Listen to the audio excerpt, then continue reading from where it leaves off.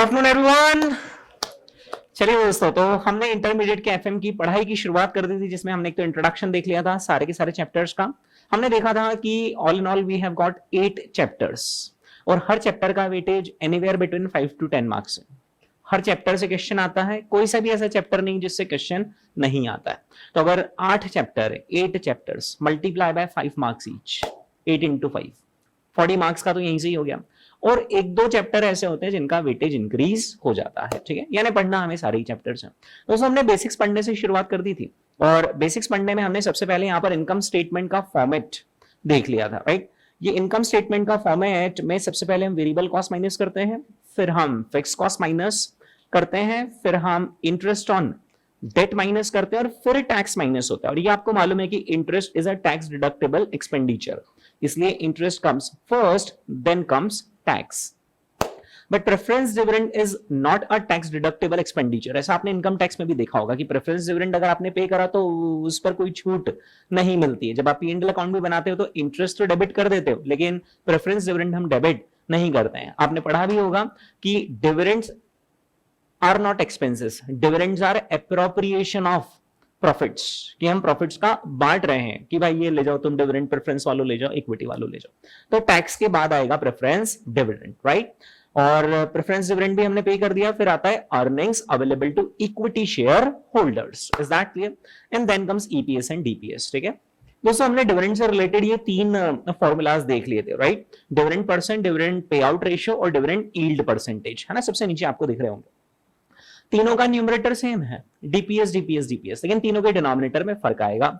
जब dividend percent बोलेंगे तो डिनोमिनेटर क्या होगा? फेस वैल्यू, ठीक है। जब डिविडेंड पे आउट रेशियो बोलेंगे तो डिनोमिनेटर होगा ईपीएस, क्योंकि हम डिविडेंड किस में से देते हैं? ईपीएस में से देते हैं, so we pay out of EPS.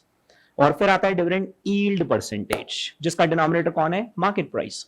Reliance Industries की एजीएम में वो जो सामने बैठा हुआ इन्वेस्टर है वो डिविडेंड परसेंट पर भरोसा नहीं करेगा। वो बोलेगा अंबानी जी वो तो आप डिविडेंड जो बोल रहे हो वो ऑन फेस वैल्यू बोल रहे हो, पर मैंने थोड़ी फेस वैल्यू पर शेयर खरीदे, मैंने तो मार्केट प्राइसेस पर शेयर्स खरीदे, तो मुझे तो उस एंगल से देखना है कि मेरे 1443 रुपीस के शेयर पर आप मुझे कितना डिविडेंड दे रहे हो, मेरी डिविडेंड के फॉर्म में परसेंटेज इनकम कितनी हो रही है, ये बताता है डिविडेंड यील्ड परसेंटेज, राइट। इसके बाद दोस्तों हमने पीवी रेशियो देखा था, वही अपना कॉस्टिंग वाला PV ratio, contribution upon sales, ठीक है। दोस्तों इसके बाद हमने ब्रेक इवन पॉइंट देखा था और ब्रेक इवन पॉइंट की डेफिनेशन होती है it's a level of sales at which there is no profit no loss. In other words our contribution is just sufficient to meet the fix cost, मतलब इतना भगवान हमें कंट्रीब्यूशन दे दो कि हमारी फिक्स कॉस्ट निकल जाए, ठीक है। तो यहां पर हमारा होल एंड सोल एक ही टारगेट होता है कि मुझे तो फिक्स कॉस्ट रिकवर करनी है, क्योंकि मैंने जैसी दुकानदारी ओपन करी मेरी फिक्स कॉस्ट का मीटर तो चालू हो गया। अब मेरा एक ही लक्ष्य है कि मेरी फिक्स कॉस्ट रिकवर हो जाए। फिक्स कॉस्ट किससे रिकवर होती है? सेलिंग प्राइस से या फिर कंट्रीब्यूशन से? कंट्रीब्यूशन से, क्योंकि जैसे ही मैं 1 यूनिट सेल करूंगा तो सेलिंग प्राइस जो मेरे पास आएगी वो पूरी मेरे लिए अवेलेबल नहीं होगी to meet the fix cost. वो सेलिंग प्राइस में से मुझे पहले किसको पे करना पड़ेगा? वेरिएबल कॉस्ट को। तो मेरे पास अवेलेबल अमाउंट क्या है?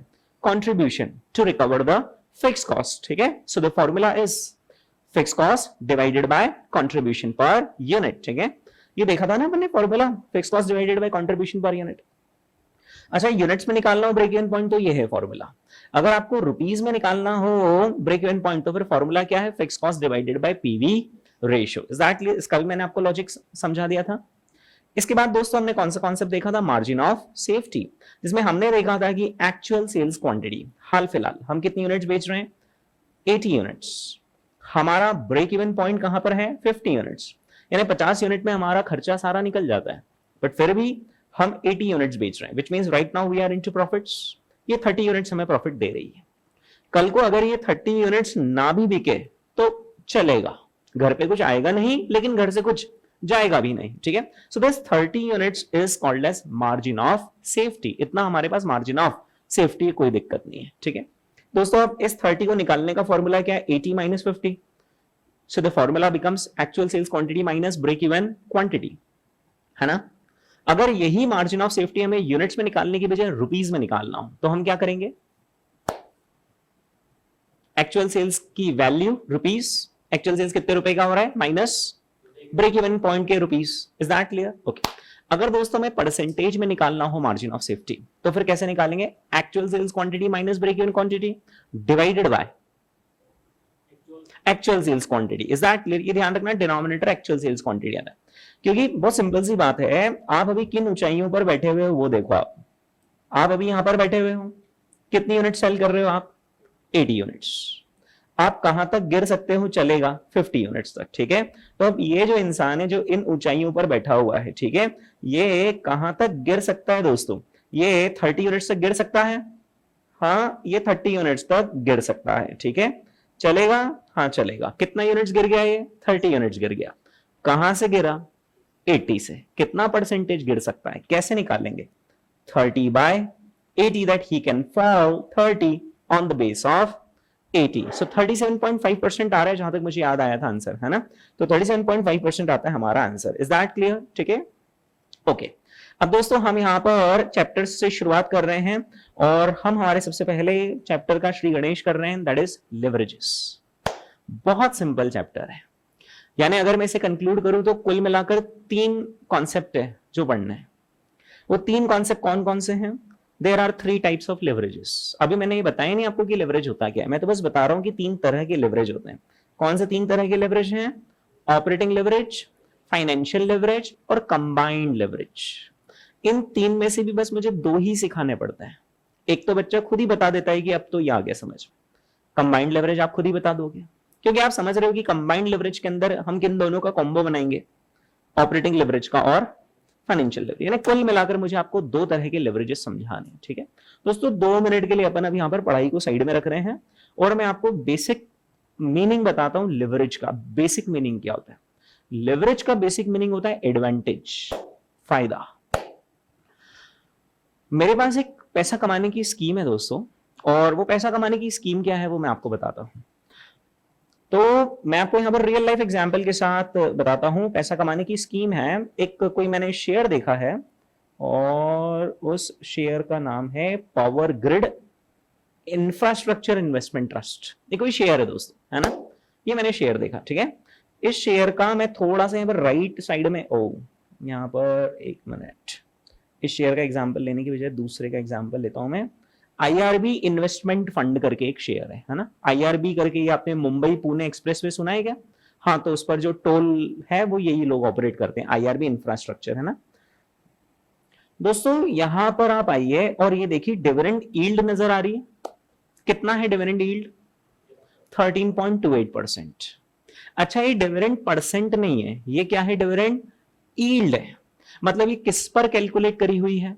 मार्केट प्राइस पर। दोस्तों इसका मार्केट प्राइस कितना चल रहा है? 60.25। मेरे पास पैसा कमाने की स्कीम।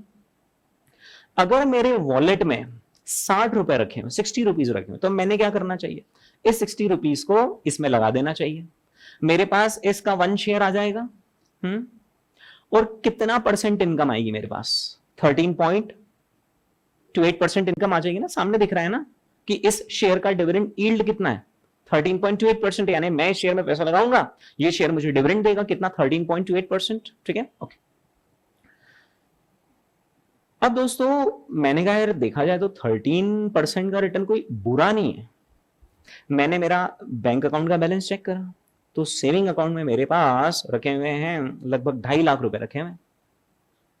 अच्छा, वो 2.5 लाख रुपए में भी 10,000 का तो मिनिमम बैलेंस है जो मुझे मेंटेन करना है, पर मेरे पास 2,40,000 रुपए, 2,40,000 रुपीज मेरे पास एक्सेस है। पड़े कहां पर है? वो सेविंग अकाउंट में। सेविंग अकाउंट में क्या ब्याज मिलता है? 3%, 4%। कोई बहुत प्राइवेट बैंक में खुलवा लिया तो 6-7%। और मुझे तो यहाँ पे सीधे कमाने की अपॉर्चुनिटी मिल रही है। मेरे पास पैसा आइडल भी पड़ा हुआ है ना। मैंने देखना दोस्तों क्या करना है अब। कितने रुपए बोले मेरे पास? कितने रुपए रखे हुए? यूं तो 2,50,000 है, but I have to keep a minimum balance of 10,000, so I have excess money 2,40,000। देखना मैं क्या करूंगा, मैं उस 2,40,000 रुपीज को इस पर्टिकुलर शेयर में लगाने का प्लान बना रहा हूं। और इस 2,40,000 रुपीज से, है ना, अभी के लिए for the sake of simplicity मैं उस शेयर का प्राइस 60 रुपीज मानकर चल रहा हूं, ठीक है।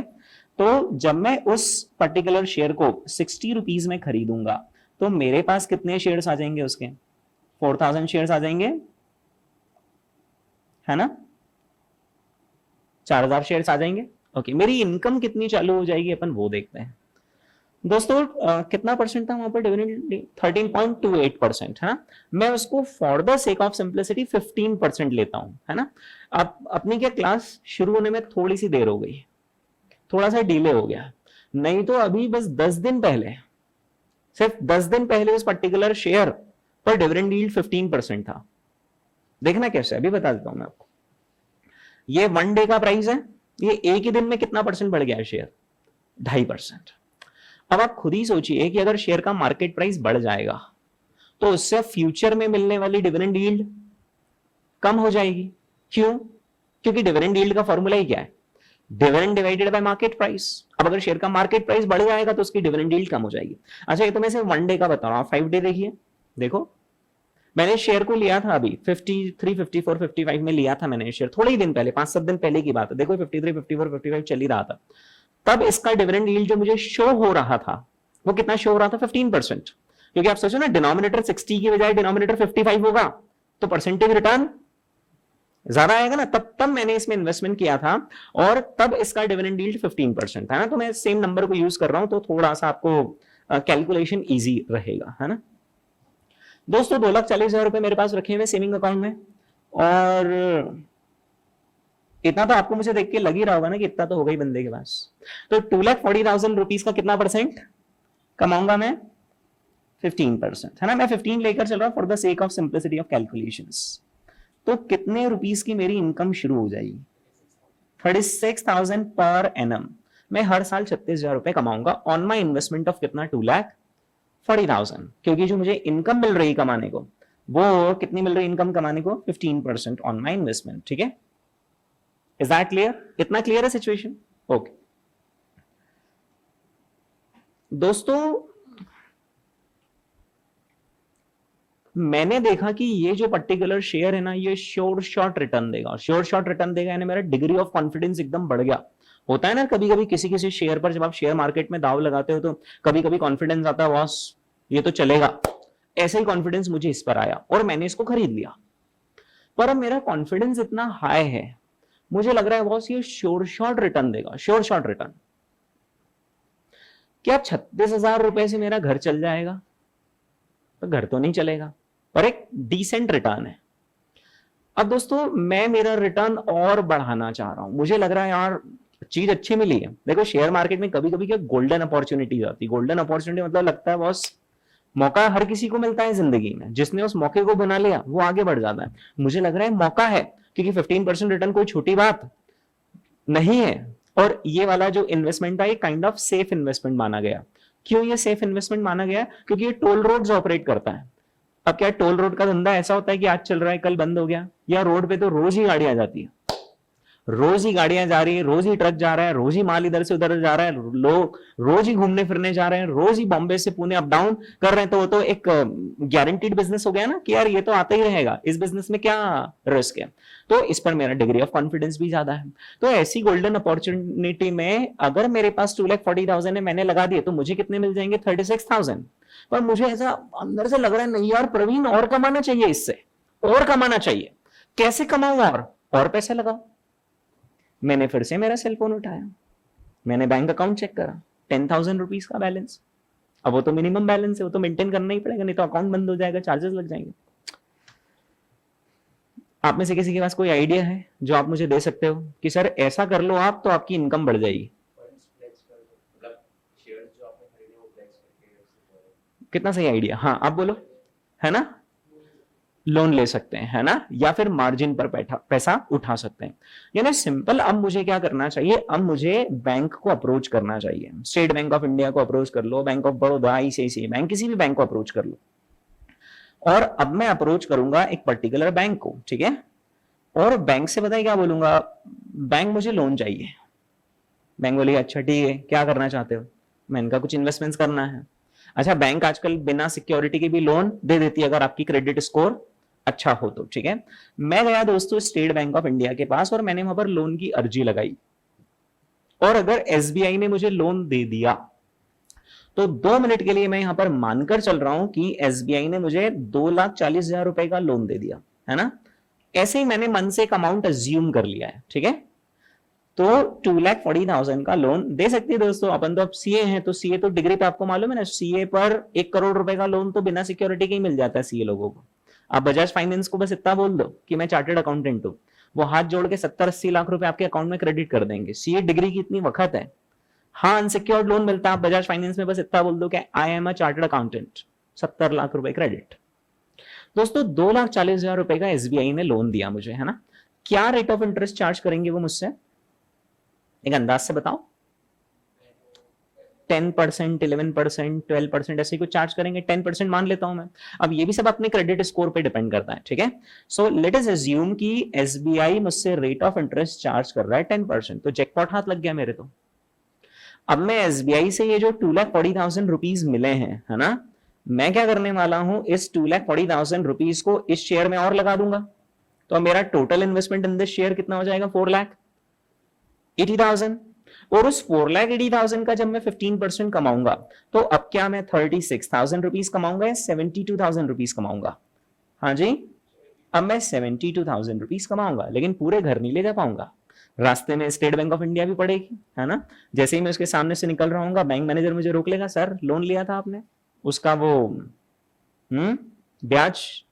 मैंने कहा कोई दिक्कत नहीं, कितना ब्याज बनता है बताइए, बताइए कितना ब्याज बनता है? 24,000। मैंने कहा कोई बात नहीं सर, ये लीजिए 24,000 रुपीज इंटरेस्ट, अब मुझे जाने दीजिए। अब मैं दोस्तों घर कितने रुपए लेकर जाऊंगा बताइए, नेट नेट कितने रुपए में घर लेकर जाऊंगा? हाँ जी, 48,000। बैंक का ब्याज मैंने चुका दिया क्या? Yes, yes. और बैंक जिस दिन बोलेगा मैं मूल भी चुका दूंगा, क्योंकि बैंक से जो मैंने 2,40,000 की लायबिलिटी ली है, उसके अगेंस्ट मेरे पास 2,40,000 वर्थ के शेयर्स भी रखे हुए। जिस दिन बैंक बोलेगा सर लोन चुकता करो, मैंने उधर से कंपनी के शेयर्स बेचने, उनका लोन पूरा कर देना है। दोस्तों पहले मैं कमा रहा था 36,000, अब मैं कितने कमा रहा हूं? 48,000। मेरे खुद के कितने रुपए लगे? मेरे खुद के तो यही है, कितने, 2 lakh.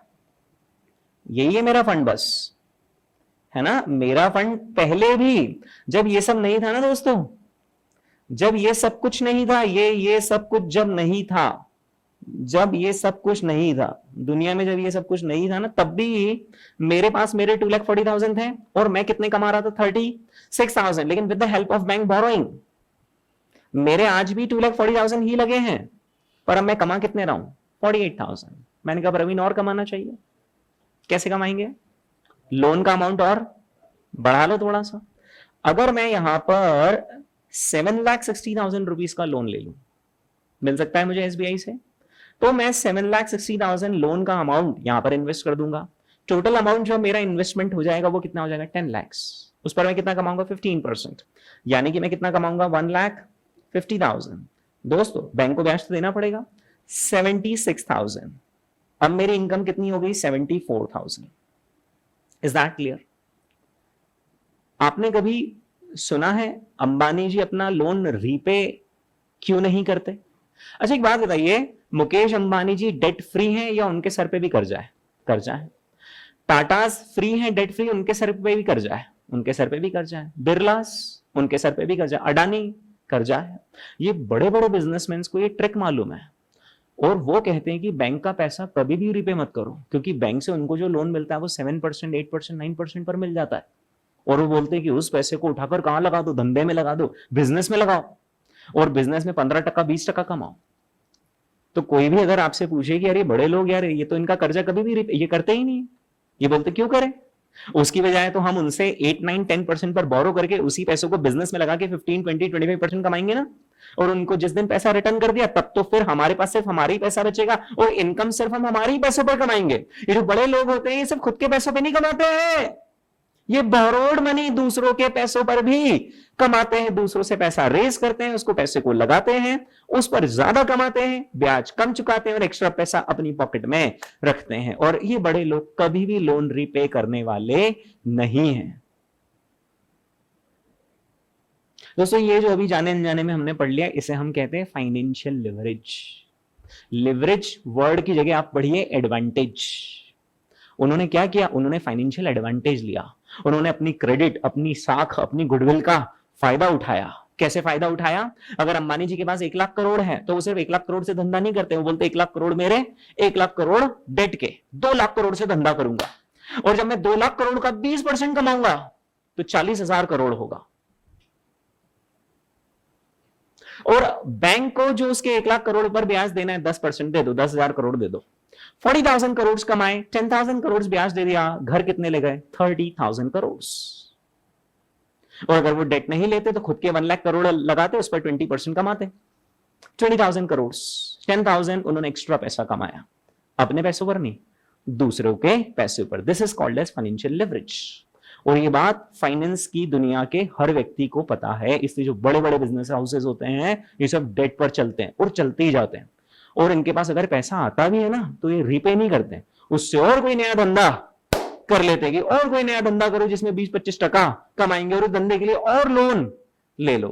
This is going all around the world. अब आप सोचो, एक आम आदमी ऐसे नहीं सोचता है। 2 मिनट के लिए अभी कॉर्पोरेट वर्ल्ड से बाहर आओ और आम आदमी बन के सोचो। आम आदमी पता है क्या सोचता है? यार कर्जा नहीं होना मेरे सर पे, नींद अच्छी नहीं आएगी, मेरे को नींद अच्छी चाहिए, कर्जा नहीं होना, और वो अपना कर्जा रीपे करता है ना। पर ये जो बड़े लोग रहते हैं ये रीपे नहीं करते, because they know this concept. तो इस कॉन्सेप्ट को अप्लाई करने में बस एक ही चीज आनी चाहिए कि जिस रेट पर आप पैसा बोरो कर रहे हो उससे ज्यादा रिटर्न अगर आप निकाल पा रहे हो, then there is no need to repay the borrowings, continue them forever, हमेशा हमेशा कंटिन्यू करते जाओ। रिलायंस, टाटा कितने बरसों पुरानी कंपनी, 50-50, 100-100 साल पुरानी कंपनीज है, इन्होंने कितना सारा पैसा कमाया होगा, लेकिन ये फिर भी कभी भी डेट रीपे नहीं करते हैं। ये जो हमने पढ़ लिया उसे क्या कहते हैं दोस्त? फाइनेंशियल लेवरेज कहते हैं, फाइनेंशियल एडवांटेज कहते हैं। Is that clear? ठीक है दोस्तों, अब दूसरा अध्याय है ना, दूसरी एक और चीज मैं यहां पर आपके सामने रख रहा हूं। मैं यहां पर एक इनकम स्टेटमेंट बना रहा हूं। वो जो अभी मैंने पढ़ा है ना वो हो गया अपना, मतलब वो एक कॉन्सेप्ट चीज दिमाग में बैठ गई, वो अपन ने रख ली साइड में, है ना। ओके, अब मैं यहां पर एक इनकम स्टेटमेंट बना रहा हूं। इस इनकम स्टेटमेंट में मैंने लिखा sales. Suppose sales is 100 rupees. अब मैंने इसमें से माइनस करी कॉस्ट।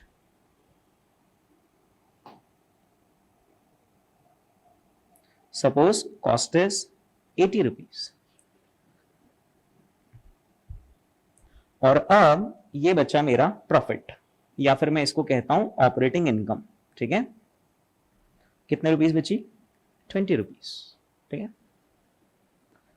दोस्तों, आज अगर कोई बिजनेसमैन 100 का टर्नओवर कर रहा है, अब आप इसको 100 छोटा लगता है तो 100 करोड़ समझ लो। ठीक है, अपन अभी for the sake of simplicity 100 rupees लेकर चल रहे हैं। एक व्यापारी है जो आज 100 रुपए का टर्नओवर कर रहा है ना, क्या वो धंधा स्टेगनेंट हो जाएगा और वो 100 रुपए का ही टर्नओवर करता रहेगा हर साल, या धीरे धीरे बिजनेसेस ग्रो करते हैं? धीरे धीरे बिजनेसेस ना ग्रो करते हैं। ठीक है, आपके मन में ये डाउट है क्या कि बिजनेसेस क्यों ग्रो करते हैं, दुनिया क्यों स्थिर नहीं रह जाती, दुनिया क्यों तरक्की करती है? ऐसा कोई डाउट है क्या? उसके 2-3 कारण होते हैं जिसकी वजह से बिजनेसेस ग्रो करते ही करते हैं। One of the reason is increase in population.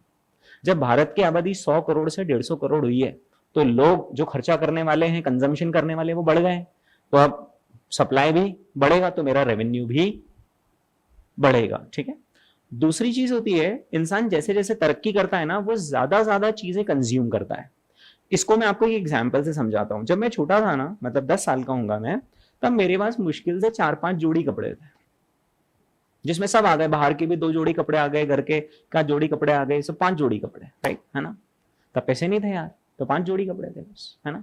फिर धीरे धीरे तरक्की हुई, तो अब अगर शॉपिंग पे जाते तो एक ही बार में 10 जोड़ी खरीद लेते, दे दो भैया ये शर्ट भी दे दो, ये शर्ट भी दे। तो इंसान जैसे जैसे कमाता है ना वो अपना कंजम्पशन इंक्रीज करता है। ठीक है, और वो जब अपना कंजम्पशन इंक्रीज करेगा तो उधर बिजनेसेस का प्रोडक्शन बढ़ेगा। तो एक बात तय रही आपके मेरे बीच की बिजनेसेस ग्रो करते हैं। ठीक है, ओके। सपोज कीजिए दोस्तों ये जो बिजनेस है ना, इसने 20% से ग्रोथ करी। इसने कितने परसेंट से ग्रोथ करी? 20% से इस बिजनेस ने ग्रोथ करी, है ना। इसका इंप्लाइड मीनिंग है कि इसका सेल्स जो अभी कितना दिख रहा है 100, वो कितना हो जाएगा 120, है ना। दोस्तों आप मुझे बता सकते हैं यहां पर इसकी ऑपरेटिंग इनकम 20 ही रहेगी या बढ़ जाएगी? जायज सी बात है, बढ़ जाएगी, है ना। और अगर मैं आपको और कोई डेटा सप्लाई नहीं करूं अभी, तो बताइए फिर कितनी हो जाएगी? 24। सर क्योंकि जब बिजनेस का ये सेल्स बढ़ेगा, है ना, बिजनेस का जब सेल्स बढ़ेगा 20% से, तो ऑब्वियसली उसे प्रोडक्शन भी अपना 20% से बढ़ाना पड़ेगा ना। और जब वो अपना प्रोडक्शन 20% से बढ़ाएगा तो उसकी कॉस्ट भी 20% से बढ़ेगी, यानी 80 विल बिकम कितना? 96। तो अब अल्टीमेटली इसका ऑपरेटिंग इनकम कितना आया? 24। यानी कुल मिलाकर बात ये रही कि अब उसका ये वाला ऑपरेटिंग इनकम भी कितने परसेंट से बढ़ता हुआ नजर आ रहा है? कितने परसेंट से बढ़ता हुआ नजर आ रहा है? 20%। ये समझते हो ना, 20 में 20% जोड़ दो तो 24 हो जाता है ना? 80 + 20% इज 96, है ना? ओके। लेकिन दोस्तों यहां पर अगर अपन ये आगे इतना जितना बोला उतना ठीक है ना? हाँ, लेकिन यहां पर जब आप ध्यान से देखेंगे इसको, कॉस्ट को बहुत ध्यान से देखिए। जब आप कॉस्ट को बहुत ध्यान से देखेंगे तो आप बोलेंगे कि सर ने हमें इसके प्रीवियस लेक्चर में बताया था कि कॉस्ट एक तरह की नहीं, कॉस्ट दो तरह की होती है, एक वेरिएबल और दूसरी फिक्स। तो दोस्तों अब मुझे देखना यहां पर क्या करना पड़ रहा है, मुझे यहां पर इसको थोड़ा सा नीचे लेते हुए मुझे आपको कॉस्ट की डिटेल देनी पड़ रही है कि आखिर ये जो कॉस्ट यहां पर लिखी हुई है 80 की, उसके अंदर उसमें आखिर कितना प्रोपोर्शन वेरिएबल कॉस्ट का है और कितना प्रोपोर्शन फिक्स कॉस्ट का है। ठीक है, सो मैंने यहां पर लिखा वेरिएबल कॉस्ट, है ना, और मैंने यहां पर क्या लिख दिया? Fix cost. ठीक है, for the sake of simplicity let us make an assumption कि वो जो 80 रुपीज है उसमें से 40 वेरिएबल और 40 फिक्स है। एक मैंने मन से मान लिया, ओके, 40 रुपीज वेरिएबल और 40 रुपीज फिक्स है। देखो यार, कोई भी कुछ भी धंधा करेगा, कुछ भी बिजनेस करेगा, कुछ वेरिएबल कॉस्ट लगेंगी और कुछ फिक्स कॉस्ट लगेंगी। मान लो एक गारमेंट्स की मैन्युफैक्चरिंग की फैक्ट्री है जो कि टेक्सटाइल बना रही है, गारमेंट्स बना रही है, शर्ट्स बना रही है, ट्राउजर्स बना रही है ना। उसमें वेरिएबल कॉस्ट कौन कौन सी होंगी? जो वो कपड़ा खरीद के लाएंगे, फैब्रिक, वो वेरिएबल कॉस्ट होगी, राइट। या फिर जो मजदूर फैक्ट्री में काम कर रहे होंगे वो भी वेरिएबल माने जाएंगे, क्योंकि अगर हमने प्रोडक्शन बढ़ाया तो मजदूर ज्यादा रखने पड़ेंगे, प्रोडक्शन कम करा तो मजदूरों को कम कर देंगे। Is that clear? ये सारे क्या हो गए? Variable cost. लेकिन उस फैक्ट्री प्रेमाइसेस को हमने सरकार से आवंटित करवाया है। गवर्नमेंट देती ना पट्टे पर, लीज पर आपको जमीन दे देती फैक्ट्रीज के लिए कि आप तो ये रखो जमीन, 50 ईयर्स की लीज, 100 ईयर्स की लीज, हर साल बस आप लीज रेंटल पे कर देना हमें। तो वो जो लीज रेंटल है वो क्या है? Fix cost. जो मशीन्स रखी हुई है फैक्ट्री के अंदर उसका डिप्रिसिएशन क्या है? Fix cost. तो ऐसी बहुत सारी फिक्स कॉस्ट भी होती है ना। तो मान लीजिए कि ये जो 80 रुपीज है उसके अंदर 40 वेरिएबल है और 40 फिक्स है। अब आप बताइए दोस्तों कि जब सेल्स हमारा कितने परसेंट से बढ़ेगा? 20% से बढ़ेगा, तो क्या वेरिएबल कॉस्ट भी 20% से बढ़ेगी और फिक्स कॉस्ट भी 20 से बढ़ेगी? नहीं, फिक्स कॉस्ट नहीं बढ़ेगी, क्योंकि उसका नाम ही क्या है? फिक्स। अरे बढ़ना ही था तो फिर नाम फिक्स क्यों रखा? नाम वेरिएबल कर लेते, है ना। फिक्स कॉस्ट का मतलब क्या है? You will stay fix, you will remain fix irrespective of level of activity, irrespective of level of output। Output हमारा बढ़ भी जाएगा ना, तुम नहीं बढ़ोगे, तुम वहीं रहोगे। Is that clear? ओके दोस्तों एक बात बताइए, अब आपको क्या लग रहा है कि ये जो 24 लिखा हुआ है ये सही है, ये गलत है? ये तो गलत है 24, ये 24 गलत है। तो अब इसको सही कर दें हम। जब हमारा टर्नओवर 20% से बढ़ेगा तो वेरिएबल कॉस्ट जो 40 थी वो 40 ही रहेगी या वो भी बढ़ेगी? बढ़ेगी, because it's a variable cost, it varies with the turnover. अगर आपका टर्नओवर डबल हुआ ना तो आपका वेरिएबल कॉस्ट भी डबल होगा, फिक्स कॉस्ट डबल नहीं होगा, उसका नाम फिक्स है।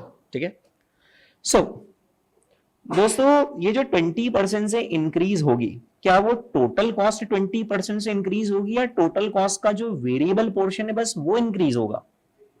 बस वेरिएबल पोर्शन इंक्रीज होगा, यानी जो 40 रुपीज लिखा है ना, it will go up by 20%। कितना हो जाएगा ये? 48 हो जाएगा, है ना। ओके, लेकिन ये वाला जो 40 रुपीज है क्या ये बढ़ेगा या it will remain same? It will remain same at 40 rupees, ये सेम रहेगा, जिसकी वजह से दोस्तों एक एडवांटेज क्रिएट हो गया, जिसकी वजह से एक एडवांटेज क्रिएट हो गया। कि जब मेरा टर्नओवर बढ़ेगा तो मेरे सारे खर्चे टर्नओवर के अनुपात में, टर्नओवर के रेशो में नहीं बढ़ेंगे। कुछ ही खर्चे टर्नओवर के रेशो में बढ़ेंगे, कुछ तो मेरा खर्चा सेम ही रह जाएगा। यानी अब मुझे एक अनड्यू एडवांटेज मिल रहा है ना। अनड्यू एडवांटेज क्यों बोल रहा हूं पता है? अगर मेरा टर्नओवर 20% से बढ़ा और मेरी ऑपरेटिंग इनकम भी 20% से बढ़ती तो क्या मैंने कोई झंडे गाड़ दिए? या कोई झंडे नहीं गाड़े, कोई झंडे नहीं गाड़े। 20% से टर्नओवर बढ़ा तो 20% से ऑपरेटिंग इनकम बढ़ गई, इसमें क्या झंडे गाड़ दिए? झंडे कब गाड़ेंगे दोस्तों? जब टर्नओवर 20% से बढ़ेगा लेकिन ऑपरेटिंग इनकम 20% से भी ज्यादा से बढ़ जाएगी, तो हम बोलेंगे झंडे गाड़ दिए तुमने, तो उधर टर्नओवर तो 20 बढ़ा और इधर ऑपरेटिंग इनकम 20 से ज्यादा से बढ़ा। ऐसा लग रहा है ना आपको कि अभी ये 20 से ज्यादा से बढ़ेगा? क्यों लग रहा है? क्योंकि अगर ये 40 भी 20% से बढ़ता और ये वाला 40 भी 20% से बढ़ता तो फिर ये 48 हो जाता और 48 96 हो जाता और ये 24 सही हो जाता। लेकिन टर्नओवर के बढ़ने पर only variable cost increases, fix cost remains the same. दोस्तों आप बता सकते हैं कितनी आ रही है ऑपरेटिंग इनकम? 34 आ रही है, 32 आ रही है ना? 32 आ रही है दोस्तों ऑपरेटिंग इनकम, है ना? आपने कैसे निकाल लिया? आपने यहां पर 120 में से 48 और 40 ये दो माइनस करे ना, 96 नहीं करा होगा आपने, है ना? ये दोनों माइनस करे 32 आ रहा है ना? That's a magic. ये मैजिक है फाइनेंस की दुनिया का, जादू है ये दोस्तों। कितना बड़ा जादू कर दिया मैंने आपके सामने कि मेरा टर्नओवर 20% से बढ़ा है, क्या मेरी ऑपरेटिंग इनकम 20% से बढ़ी या बहुत ज्यादा से बढ़ गई? 60% से बढ़ गई। That's a magic and it's a magic. जादूगर का कभी खेल देखा? जादू दिखाता है ना? वो कबूतर से कपड़ा बना देता है, कपड़े से कबूतर बना देता है। या मैंने 20% से सेल्स बढ़ाया, ऑपरेटिंग इनकम 20% से बढ़ी या 60% से बढ़ गई? 60% से बढ़ गई। That's a magic. 20 की थी दोस्तों पहले हमारी इनकम, और अब वो इनकम कितनी हो गई है? 32। यानी income has increase by 12 on the base of 20, so that's an increase of 60%। दोस्तों ये एडवांटेज है जो व्यापारियों को मिलता है, जो बिजनेसेस को मिलता है। ये एक और एडवांटेज है बिजनेस हाउसेस को। मैंने आपको इंट्रोडक्शन में रिलायंस जियो की कहानी सुनाई थी कि उन्होंने कैसा बड़ा सारा इंफ्रास्ट्रक्चर क्रिएट करा।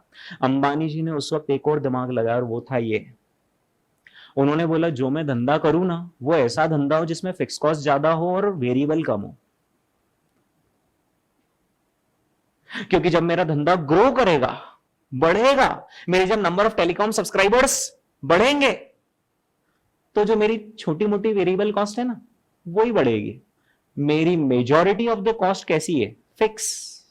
और टेलीकॉम के धंधे में मेजॉरिटी ऑफ द कॉस्ट वैसे भी फिक्स ही होती है। क्यों? क्योंकि जो गवर्नमेंट से आप स्पेक्ट्रम खरीदते हो ना उसका एक फिक्स पेमेंट होता है, उसकी बिडिंग लगती है और वो बिडिंग आपने डाल दी ना, बस अब आपको वही पे करना है। अब आप उस स्पेक्ट्रम को यूज करो मत करो, कम करो ज्यादा करो, फिक्स। और बड़ा अमाउंट होता है, हजारों करोड़ों में नीलाम होता है। 4G स्पेक्ट्रम, 5G स्पेक्ट्रम आपने सुना होगा। दूसरा होता है टावर्स खड़े करना। टावर्स का तो जो पैसा लगना है सो लगना ही लगना है। अब उस पर 1 कॉल आए चाहे 100 कॉल आए। नेटवर्क केबल बिछाने का खर्चा कैसा है? फिक्स। तो अंबानी जी ने ये वाला भी गेम खेला। उन्होंने बोला मेरा कोई सा ऐसा धंधा होना चाहिए जिसमें कि जो टोटल कॉस्ट लगे, ओवरऑल जो कॉस्ट लगे, उसमें ज्यादा प्रोपोर्शन किस कॉस्ट का होना चाहिए? फिक्स का।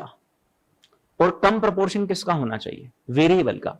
ताकि जब मेरा धंधा ग्रो करे, 10 करोड़ से नंबर ऑफ सब्सक्राइबर 20 करोड़ हो, 30 करोड़ हो, 40 करोड़ हो, 50 करोड़ हो, तो मेरी variable cost being a lesser proportion of my overall cost it will increase, but fix cost being a major proportion of my cost it will not increase and it will create an undue advantage. और ये undue advantage है रिलायंस जियो के पास। एक minute मैं यहां पे change करता हूं। मान लीजिए कि अगर हम कोई सा ऐसा धंधा करें जिसमें फिक्स कॉस्ट जीरो है ही नहीं, और सारी की सारी कॉस्ट कैसी है? वेरिएबल है। ठीक है? अब कोई एडवांटेज नहीं मिलेगा, कोई एडवांटेज नहीं। आपने 20% से टर्नओवर बढ़ा लिया, 20% से आपकी वेरिएबल कॉस्ट भी बढ़ जाएगी, 80 विल बिकम कितना 96। आपका प्रॉफिट कितना रहेगा 24। क्या आपने कोई झंडे गाड़े? नहीं। आपका टर्नओवर 20% बढ़ा तो आपका इधर ऑपरेटिंग इनकम भी 20% ही बढ़ा। मजा किस धंधे में?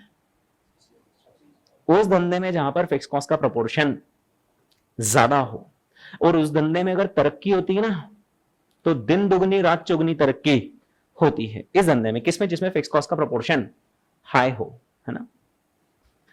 तो टेलीकॉम का बिजनेस एक ऐसा था जिसके अंदर फिक्स कॉस्ट का प्रोपोर्शन भी हाई था, और उन्होंने बोला अगर इस धंधे को मैंने सही ढंग से कर लिया और नंबर ऑफ सब्सक्राइबर पहुंचा दिए ना मैंने ऊपर, तो फिर मैं ऐसा अनड्यू एडवांटेज लेकर बैठूंगा। और देखो यहां पे दिख भी रहा है, ठीक है दोस्तों। कुछ कुछ बिजनेसेस ऐसे भी होते हैं जिसमें वेरिएबल कॉस्ट का प्रोपोर्शन बहुत कम होता है, बहुत कम, और मेजॉरिटी ऑफ द प्रोपोर्शन क्या है? फिक्स। उनको तो और ही एडवांटेज मिलता है। इस केस में बता दूं कितना एडवांटेज है। ये मैंने 10 और 70 कर दिया। 80 के कंपोजिशन को, ये जो 80 था ना, मैंने इसके कंपोजिशन को चेंज कर दिया। कितना कर दिया? 10 और 70। अब बिना कैलकुलेटर चलाए अपने सामान्य ज्ञान से जवाब दीजिए कि अब अगर ये बिजनेस 20% से तरक्की करता है तो बताइए ऑपरेटिंग इनकम के लेवल पर तरक्की 60% होगी, 20 होगी, 20 से कम या ज्यादा, 60 से कम या ज्यादा, 60 से भी ज्यादा, और बहुत ज्यादा आएगी, बहुत ज्यादा। देखना कैसा, ये 20% बढ़ा यानी 120 हो गया। 10 20% से बढ़कर कितना हो जाएगा? 12, but 70 will remain 70। Total cost कितनी लगी? 82। रेवेन्यू कितना था? 120। 120 माइनस 82 गिव्स यू कितना? 38। तो ये हो गया 38। 20 हैज बिकम कितना? 38, यानी there is an increase of 18 on the base of 20, यानी कितना परसेंट? 90%। आप जिंदगी में क्या चाहते हो कि हे भगवान जितनी मैं मेहनत करूं उससे कम फल देना, हे भगवान जितनी मैं मेहनत करूं उतना फल देना, हे भगवान मैं जितनी भी मेहनत करूं थोड़ा सा मुझ पर रहम करना, थोड़ा सा मुझ पर आशीर्वाद रखना, और मैं मेहनत जितनी करूं उससे ज्यादा फल देना। क्या चाहते हो? मेहनत जितनी करूं उससे ज्यादा फल मिले। ये वही है, क्योंकि जब आपने टर्नओवर बढ़ाया तो आपने मेहनत करी, एफर्ट्स लगाए, मार्केटिंग करी, प्रोडक्ट को इनोवेट करा, अच्छा प्रोडक्ट बनाया, उसको लोगों तक फैलाया, ज्योग्राफिक एक्सपेंशन किया। कितनी मेहनत लगी? 20%, क्योंकि जो टर्नओवर बढ़ाने में लगता है वो मेहनत लगती है, पर फल नीचे मिल रहा है। वो ऊपर आपकी करनी है, नीचे उसके फल है। ऊपर आपकी करनी कितनी है? 20%। आपने एफर्ट्स कितने लगाए? 20%। रिजल्ट कितना मिला? 90%। ये भी लेवरेज है, ये भी एडवांटेज। एडवांटेज ही तो है ये। आप क्या चाह रहे हो? सीएमए में बहुत पढ़ाई करूं और जितनी पढ़ाई करूं उससे कम नंबर मिले, जितनी पढ़ाई करूं उतने मिले, जितनी पढ़ाई करूं उससे ज्यादा मिले, जितनी पढ़ाई करूं उससे ज्यादा मिले। मैं पढ़ाई करूं 60 नंबर की, मुझे आया 80 90 नंबर, किसको बुरा लग रहा है? तो एक बिजनेसमैन भी क्या चाह रहा है कि मैं एफर्ट्स डालूं 20%, हाँ, रिजल्ट कितना मिले? 90%। This is called as operating leverage. इसको कहते हैं ऑपरेटिंग लेवरेज, कि जो बिजनेस के ऑपरेशंस हैं उसमें मेरा कॉस्ट स्ट्रक्चर कुछ ऐसा हो कि जो मुझे एडवांटेज दे, जो मेरा फायदा करवाए। इसको हम बोलते हैं operating leverage. Is that clear? ठीक है, ओके। अब दोस्तों तो हमने कॉन्सेप्चुअलाइज कर लिया दो चीजों को। कौन सी दो चीजों को? ये जो अभी आपकी स्क्रीन पर है सामने, दिस इज ऑपरेटिंग लेवरेज, है ना। और ये जो मैंने इधर आपको एक एग्जांपल दिया था, ये किसका था? ये था फाइनेंशियल लेवरेज का एग्जांपल था, है ना। हमने प्रैक्टिकली समझा है, असली जिंदगी में यही होता है ना। अब हमारे सिलेबस में क्या होता है, सिर्फ कॉन्सेप्ट समझना काफी नहीं है, उसका कैलकुलेशन करना पड़ता है। तो अब हमें क्या है ना, मेजर करना है। ये जो ऑपरेटिंग लेवरेज है ना, हमें इसे मेजर करना है। एक बात बताइए, बिजनेसेस में ऑपरेटिंग लेवरेज एग्जिस्ट करता है या नहीं? करता ही है, क्योंकि हर धंधे के अंदर कुछ ना कुछ कॉस्ट कैसी होती है? फिक्स होती है कि यार ये तो फिक्स ही है। अब अगर टर्नओवर बढ़ा तो फिक्स कॉस्ट नहीं बढ़ेगी, जिसकी वजह से एक अनड्यू एडवांटेज क्रिएट हो जाएगा ऑपरेटिंग इनकम लेवल पर, और वो डिस्प्रोपोर्शनेटली हाई रेशियो से बढ़ेगी। ठीक है, तो दोस्तों हर धंधे में कुछ ना कुछ ऑपरेटिंग लेवरेज तो होता ही होता है। कुछ धंधों में ऑपरेटिंग लेवरेज कम होता है, कुछ धंधों में ऑपरेटिंग लेवरेज ज्यादा होता है। तो हमें ये मेजर करना है कि किस बिजनेस में आखिर कितना ऑपरेटिंग लेवरेज। ठीक है, इसको मेजर आखिर कैसे करते हैं? मेजर करने का बहुत सिंपल सा फॉर्मूला, मतलब इतना सिंपल फॉर्मूला है कि मैं आपको क्या बोलूं। दोस्तों बातों ही बातों में 3 धंधे मैंने आपके सामने रख दिए। एक धंधा जिसमें अगर एफर्ट 20% लगाया, एफर्ट 20% लगाया मतलब टर्नओवर हैज इंक्रीज बाय 20%, तो रिजल्ट कितना मिला? 20%। ऑब्वियसली ये वो धंधा होगा जिसके अंदर कोई फिक्स कॉस्ट नहीं होगी, तो आपने उधर टर्नओवर बढ़ाया 20% से, इधर आपकी वेरिएबल कॉस्ट बढ़ गई 20% से, तो आपका ऑपरेटिंग इनकम भी कितने से बढ़ गया? 20% से। हाँ, एक ये बिजनेस, ठीक है, जिसमें कि आपकी ऑपरेटिंग इनकम 20% से बढ़ रही है। दूसरा बिजनेस जिसमें अगर आपने टर्नओवर 20% से बढ़ाया तो आपकी ऑपरेटिंग इनकम कितने से बढ़ गई? 60% से। और तीसरा एक और धंधा नहीं बताया था मैंने, इन नंबर को चेंज करके इसको 10 कर दिया था, इसको 70 कर दिया था, और उस केस में कितना आया था आंसर? 90%, है ना। अपने सामान्य ज्ञान से बताइए, बिना कैलकुलेटर चलाए, कि किस धंधे में ऑपरेटिंग लेवरेज है ही नहीं, किस धंधे में है ऑपरेटिंग लेवरेज, और किस धंधे में गजब का ऑपरेटिंग लेवरेज। इस धंधे में ऑपरेटिंग लेवरेज ही नहीं है। ऑपरेटिंग लेवरेज नहीं है का मतलब ये कि कोई एडवांटेज नहीं है। होता है ना यार, कुछ कुछ लोगों की किस्मत ऐसी होती है कि भाई तू जितना करेगा ना तो तुझे उतना ही मिलेगा, भगवान अलग से सेपरेटली कोई मेहरबानी नहीं दिखाएंगे, जितना एफर्ट डालोगे उतना ही रिजल्ट मिलेगा, है ना। तो ये वो धंधा है जिसमें जितना एफर्ट डाला उतना ही रिजल्ट मिला। तो यहां क्या कोई एडवांटेज है? नहीं, देयर इज नो एडवांटेज। तो यहां पर ऑपरेटिंग लेवरेज एग्जिस्ट करता है या नहीं करता है? नहीं करता है। दोस्तों ये जो 60% वाला है इसमें ऑपरेटिंग लेवरेज है या नहीं है? है ना, हाँ है। वो जो 90% वाला था उसमें ऑपरेटिंग लेवरेज है या गजब का ऑपरेटिंग लेवरेज है? गजब का ऑपरेटिंग लेवरेज। कितना गजब का है कि इंसान एफर्ट डालता है 20% और रिजल्ट कितना लेकर आता है? 90%। होता होगा ना आपके साथ भी, तो स्कूल में कुछ फ्रेंड्स होंगे जो गॉड गिफ्टेड होंगे कि यार कम पढ़ता है और नंबर आखिरी में अच्छे ले आता है। ये वही है कि उसको एडवांटेज है, यार वो 2 घंटे पढ़ाई करता है और देखो एग्जाम में 90 नंबर ले आता है, और मैं 4 घंटे पढ़ाई करता हूं तो भी 60 पे अटक जाता हूं, और कुछ होता है दिन भर बैठता तो भी 20 नंबर लेकर आता है ना। एडवांटेज है ना वहां पर, राइट। दोस्तों गजब का एडवांटेज कहां आ रहा है?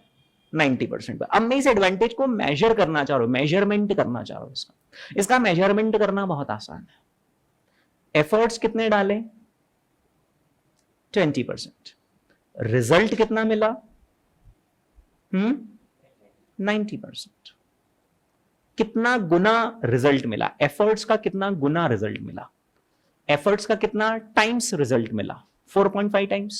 कैसे निकाल लिया 4.5 टाइम्स? 90 divided by 20। क्या यार बंदा 20% मेहनत करता है और 90% रिजल्ट फेंकता है? 20% मेहनत पे 90% रिजल्ट फेंक रहा है अगर कोई, मतलब 4.5 टाइम्स है उसको एडवांटेज। अच्छा इस वाले बिजनेस का देखना जरा, ये बिजनेस 20% एफर्ट लगाता है और रिजल्ट कितना फेंकता है? 60%। कितना आ रहा है इसका? 3 टाइम्स, मतलब जितना एफर्ट डालेगा उसका 3 टाइम्स रिजल्ट मिलेगा। हाँ अच्छा इसका देखना जरा, इसका आंसर आएगा 1। 20% एफर्ट लगा, 20 ही रिजल्ट मिला, यानी this 20 divided by this 20, 20 by 20 is 1 times. और जिसका लिवरेज 1 टाइम्स है मतलब उसको कोई एडवांटेज नहीं, भाई तू जितनी मेहनत करेगा उतना फल मिलेगा। जिसका लिवरेज 3 टाइम्स है मतलब तू जितनी मेहनत करेगा ना उसका तिगुना फल मिलेगा। तिगुना फल में से 1 गुना तो तेरी मेहनत का, 2 गुना भगवान की तरफ से, और यहां पर 4.5 गुना फल मिलेगा 4.5 टाइम्स। भाई तू जितनी मेहनत करेगा ना, तू 1 मेहनत करेगा तुझे 4.5 मिलेगा, तू 10 मेहनत करेगा तुझे 45 मिलेगा, तू 20 मेहनत करेगा तुझे 90 मिलेगा। तो यहां पर कितना एडवांटेज हो गया? 4.5 टाइम्स का लिवरेज हो गया। ठीक है दोस्तों, आप में से कोई इसका फॉर्मूला बना सकता है क्या? लिवरेज का फॉर्मूला बना सकता है क्या? The formula is simple, percentage change in operating income, है ना, percentage change in operating income divided by क्या? Percentage change in sales. This is how we measure the operating leverage, और इस मेजरमेंट को हम कहते हैं डिग्री ऑफ ऑपरेटिंग लेवरेज। क्या कहते हैं? Degree of operating. Degree measure करते हैं ना, कितना डिग्री है, right, that is the degree of operating leverage. Is that clear? ठीक है, हाँ ओके दोस्तों, ये हमने सीखे 2 कॉन्सेप्ट सीख लिए एक साथ, एक कौन सा? ऑपरेटिंग लेवरेज, और दूसरा कौन सा? Financial leverage. अभी फाइनेंशियल लेवरेज में और भी डेप्थ है, वो आगे जाकर देखेंगे, तो मैं बेस बना रहा था, बट हमारा मेजर फोकस किस पर है? ऑपरेटिंग लेवरेज पर। ठीक है दोस्तों, मान लीजिए कि ये 3 दोस्त हैं, 3 दोस्त ही यार, ये तो ये तीनों दोस्त एक बिजनेस करना चाहते हैं, पर इन तीनों में उस बिजनेस को लेकर बहस हो गई। तीनों ने बिजनेस एक ही करा, मैं भी यही बिजनेस करूंगा, तू भी यही बिजनेस कर, तू भी यही बिजनेस कर, तीनों बिजनेस सेम कर रहे हैं, लेकिन उस बिजनेस को किस स्टाइल से करें उसको लेकर इन तीनों में मतभेद हो गए। स्टाइल को लेकर देखना कैसे मतभेद हुए।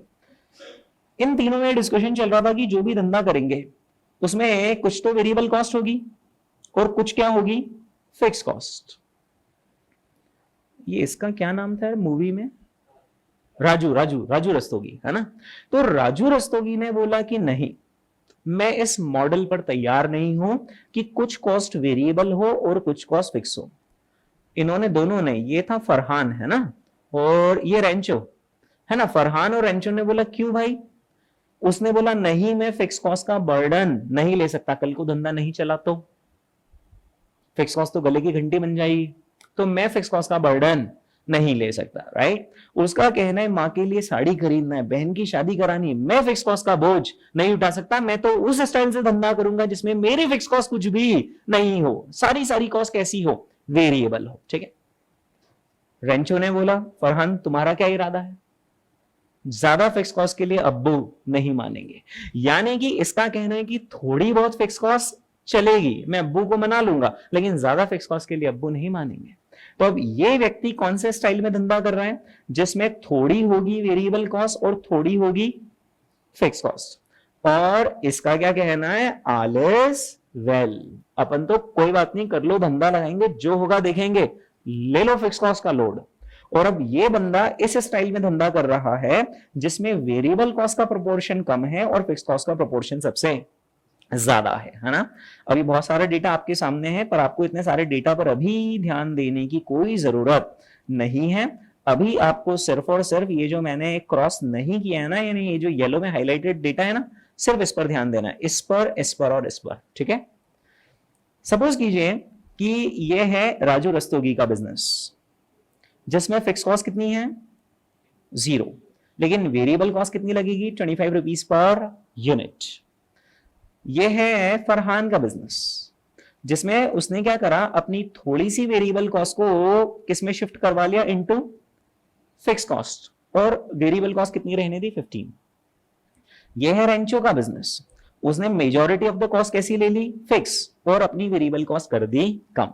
आप में से किसी स्टूडेंट के मन में सवाल उठ सकता है कि क्या सर, मतलब ऐसा हमारे पास चॉइस रहता है क्या बिजनेस करते वक्त, कि हम कॉस्ट को वेरिएबल रखें या फिर हम कॉस्ट को फिक्स रखें। हाँ, ऐसा चॉइस रहता है बिजनेस करते वक्त कि अगर आप चाहो तो किसी कॉस्ट को फिक्स में कन्वर्ट कर लो और आप चाहो तो किसी कॉस्ट को वेरिएबल में कन्वर्ट कर लो। अभी मैं समझाता हूं, इसके बाद आप ये डाउट पूछना, मैं आपको रियल लाइफ एग्जांपल के साथ बता दूंगा कि how can you switch your cost from variable to fix and vice versa, ठीक है, ओके। और ये जो स्विच है ना, variable cost fix cost, variable cost खटका दबा रहे, variable cost fix cost, variable cost fix cost, इससे भी बहुत मजा आने वाला है। बिजनेस करने में भी देखना बहुत मजा आएगा। जब हमें लगेगा कि यार सिचुएशन हमारे फेवर में, तो हम स्विच कर लेंगे कॉस्ट। जब हमें लगेगा यार आगे समय अच्छा नहीं है, फिर से हम स्विच कर लेंगे कॉस्ट। अभी मैं बताऊंगा आपको, है ना। But yes, it is possible to switch a variable cost into a fix cost, a fix cost into a variable cost, है, ये स्विचिंग पॉसिबल है। तो इसने कौन सा वाला धंधा कर लिया, जिसमें वेरिएबल ज्यादा है फिक्स कम है। इसने कौन सा वाला धंधा कर लिया, रेंचो ने, जिसमें वेरिएबल कम है और फिक्स ज्यादा है, और इसने इन दोनों का मिडवे निकाल लिया। इज दैट क्लियर, ठीक है, ओके। सपोज कीजिए दोस्तों, तीनों दोस्त धंधा करना शुरू करते हैं, है ना, और तीनों कितनी यूनिट्स बेच पा रहे हैं, 1000 यूनिट्स तीनों बेच पा रहे हैं, 1000 यूनिट्स, ठीक है। अब आप सिर्फ और सिर्फ राजू रस्तोगी पर फोकस करना, ठीक है। 1000 यूनिट्स ये जब बेच रहा है, क्या है इसका सेलिंग प्राइस, यानी कितने रुपीस का टर्नओवर जनरेट करा इसने, 30,000। इसकी वेरिएबल कॉस्ट कितनी थी, 25 पर यूनिट इनटू 1000 यूनिट्स, यानी वेरिएबल कॉस्ट कितनी हो गई, 25,000। इसका कंट्रीब्यूशन कितना हो गया, 5000। क्या इसकी कोई फिक्स कॉस्ट थी, नहीं, तो इसका ऑपरेटिंग इनकम कितना आया, 5000, ठीक है। फरहान की बात करते हैं, he is also able to sell 1000 units at the rate of कितना, 30। His turnover is 30,000। इसका वेरिएबल कॉस्ट कितना था, 15 पर यूनिट ऑन 1000 यूनिट्स, यानी कितना हो गया, 15,000। तो अब इसका कंट्रीब्यूशन कितना आया, 30,000 माइनस 15,000, रिमेनिंग 15,000। इसकी फिक्स कॉस्ट कितनी है, 10,000, यानी इसका ऑपरेटिंग इनकम कितना आया 5,000। देखा जाए तो राजू जीता या फरहान जीता या टाई ब्रेकर हो गया, टाई ब्रेकर हो गया इन दोनों में। अरे दोनों ने हजार हजार यूनिट का टर्नओवर मारा और दोनों का ऑपरेटिंग इनकम कितना आया 5,000। अब पिक्चर में एंट्री इसकी हुई, बहती हवा सा था वो आया और उसने भी 1,000 यूनिट्स का टर्नओवर मारा। कितने रुपीस में 30 रुपीस में, यानी कितने का टर्नओवर हुआ उसका 30,000। उसकी वेरिएबल कॉस्ट कितनी है 5 पर यूनिट ऑन 1,000 यूनिट्स, यानी कितना आ रहा है 5,000। 30,000 माइनस 5,000 यानी कितना हो गया 25,000। इसकी फिक्स कॉस्ट कितनी है 20,000। ओ गजब। देखा जाए तो इसने भी 5,000 कमाया, इसने भी 5,000 कमाया और इसने भी 5,000 कमाया। ठीक है, बताइए इनकी इनकम में कोई डिफरेंस है? तीनों की इनकम सेम है, तीनों की इनकम सेम है। इनके कॉस्ट स्ट्रक्चर सेम है, कॉस्ट स्ट्रक्चर डिफरेंट है, कॉस्ट स्ट्रक्चर डिफरेंट है। सर कॉस्ट स्ट्रक्चर क्या होता है? Proportion of variable cost and fixed cost in your overall cost is termed as cost structure. ठीक है, फर्क अभी नहीं दिखेगा, फर्क तब दिखेगा जब इंसान तरक्की करेगा। फर्क कब दिखेगा? जब इंसान तरक्की करेगा। दोस्तों बताइए आपका इन तीन में से किस घोड़े पर दाव है? रेंचो पर दाव लगाएंगे हम, क्योंकि जब तरक्की करेंगे यानी जब टर्नओवर बढ़ेगा, आप देखना मैं यहां पे टर्नओवर बढ़ा रहा हूं। अब मैं यहां पर टर्नओवर कितना कर रहा हूं 1,000 यूनिट्स की बजाय कितना कर रहा हूं 1,200 यूनिट्स। तो क्योंकि इसकी फिक्स कॉस्ट कुछ भी नहीं है, इसकी सारी कॉस्ट कौन सी है वेरिएबल, तो वो टर्नओवर के बढ़ने के साथ साथ पूरी पूरी बढ़ जाएगी। देखिए आप यहां पर, अब इसका टर्नओवर कितना हो गया 1,200 यूनिट्स इंटू 30, यानी इसका टर्नओवर कितना हो गया 36,000। कॉस्ट कितनी लगेगी 1,200 यूनिट्स इंटू 25, यानी कितना 30,000। बचा कितना अपना कंट्रीब्यूशन कितना बचा 6,000। उसमें से फिक्स कॉस्ट कितनी माइनस करेंगे 0। यानी कि अल्टीमेटली ऑपरेटिंग इनकम कितनी बची 6,000। अब आप देख रहे हैं दोस्तों किस्मत इसका साथ नहीं दे रही कुछ भी। ये सिर्फ जितनी मेहनत कर रहा है ना बंदा सिर्फ उतना ही फल पा रहा है। इस बंदे ने मेहनत करी है, टर्नओवर ऐसे नहीं बढ़ जाता, टर्नओवर बढ़ने के लिए मेहनत करनी पड़ती है। कितना परसेंट इसने मेहनत करी 20%। इसका जो ऑपरेटिंग इनकम है वो भी कितने से बढ़ा 20%। 5,000 हैज बिकम 6,000, यानी there is an increase of 1,000 on the base of 5,000 20%। यानी जितनी मेहनत कर रहा है उतना ही ये फल पा रहा है। इसको किस्मत का कोई एडवांटेज नहीं है। Right, now comes Farhan. बताइए इसको किस्मत का कुछ एडवांटेज मिलेगा या नहीं मिलेगा? Why? Because of the presence of fix cost in the cost structure. ठीक है, तो इसका भी देखिए मैंने यहां पर एफर्ट, इसने भी 20% लगाए, इसने भी 20% लगाए। ठीक है, अच्छा इसका टर्नओवर 36,000 हो ही जाएगा, 1,200 इंटू 30 36,000। अब इसकी वेरिएबल कॉस्ट कितनी रहेगी 1,200 यूनिट्स इंटू 15 यानी 18,000। तो ये देखिए इसकी वेरिएबल कॉस्ट 18,000 हो गई। तो अब इसका कंट्रीब्यूशन कितना आ जाएगा रिमेनिंग 18,000। 18,000 में से कितने फिक्स कॉस्ट माइनस कर देंगे 10,000, यानी कितना बचा ऑपरेटिंग इनकम 8,000। अब आप देख पा रहे हैं इसने भी 20% एफर्ट लगाया, इसने भी 20% एफर्ट लगाया। इसको रिजल्ट कितना मिला 20, लेकिन इसको रिजल्ट कितना मिला 60, बिकॉज इसका 5,000 का इनकम कितना बन गया 8,000 का income. So there is an increase of 3,000 on the base of 5,000, 60%। Is that clear? अब पिक्चर में कौन आता है रेंचो, इसको गजब का एडवांटेज मिलेगा। दोस्तों इसने भी 20% ही एफर्ट लगाया, 1,000 से कितना हो गया 1,200। इसकी वेरिएबल कॉस्ट कितनी होगी 1,200 यूनिट्स इंटू 5 यानी कितना 6,000 रुपीज। 36,000 में से 6,000 गया, कितना बचा 30,000। इसमें से फिक्स कॉस्ट कितनी माइनस करेंगे 20,000। कितना आ रहा है इसका ऑपरेटिंग इनकम 10,000। जो इसका पहले 5,000 का इनकम था वो सीधे कितना बन गया 10,000, यानी 100% का इंक्रीज है 20% एफर्ट पर। यानी देखा जाए तो ये जितना एफर्ट लगाता है उसका 5 गुना, ये जितना एफर्ट लगाता है उसका 3 गुना, और ये जितना एफर्ट लगाता है उसका उतना ही गुना रिजल्ट मिलता है। और ये जो गुना गुना गुना मैं बोल रहा हूं this is operating leverage, this is termed as degree of operating leverage.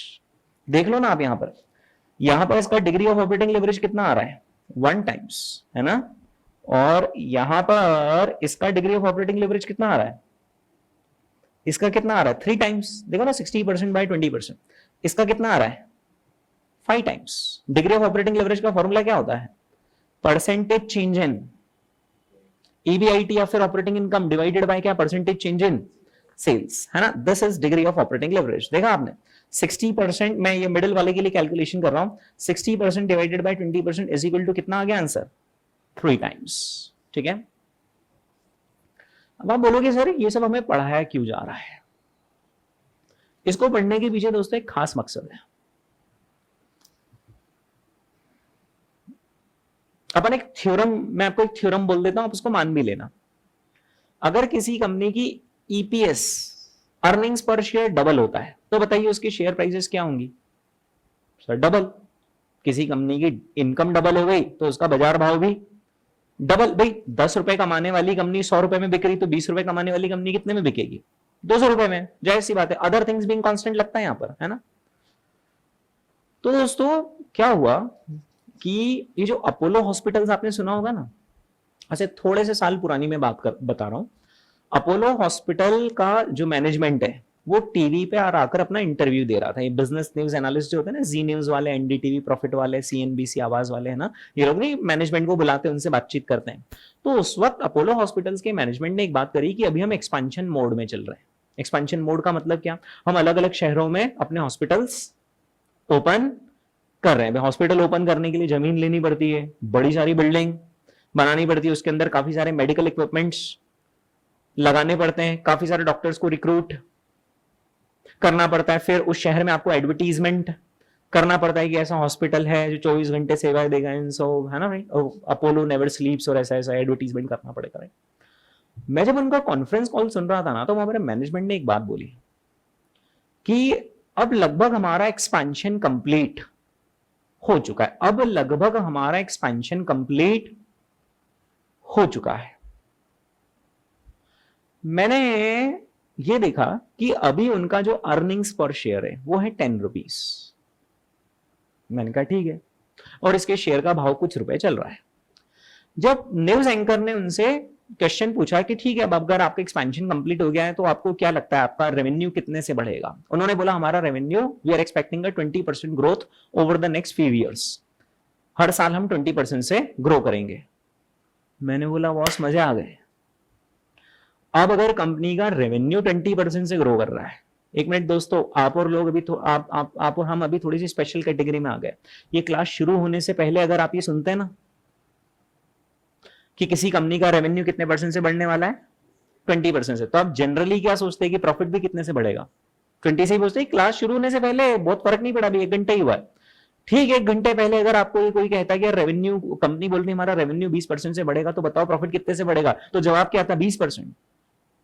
मैंने कहा नहीं, ये जो हॉस्पिटल का बिजनेस है इसमें मेजॉरिटी ऑफ कॉस्ट तो फिक्स है, क्योंकि इतना बड़ा इंफ्रास्ट्रक्चर लगा दिया, इतने सारे डॉक्टर्स रिक्रूट कर लिए, इतने सारी मशीन्स लगा दी, डेप्रीसिएशन।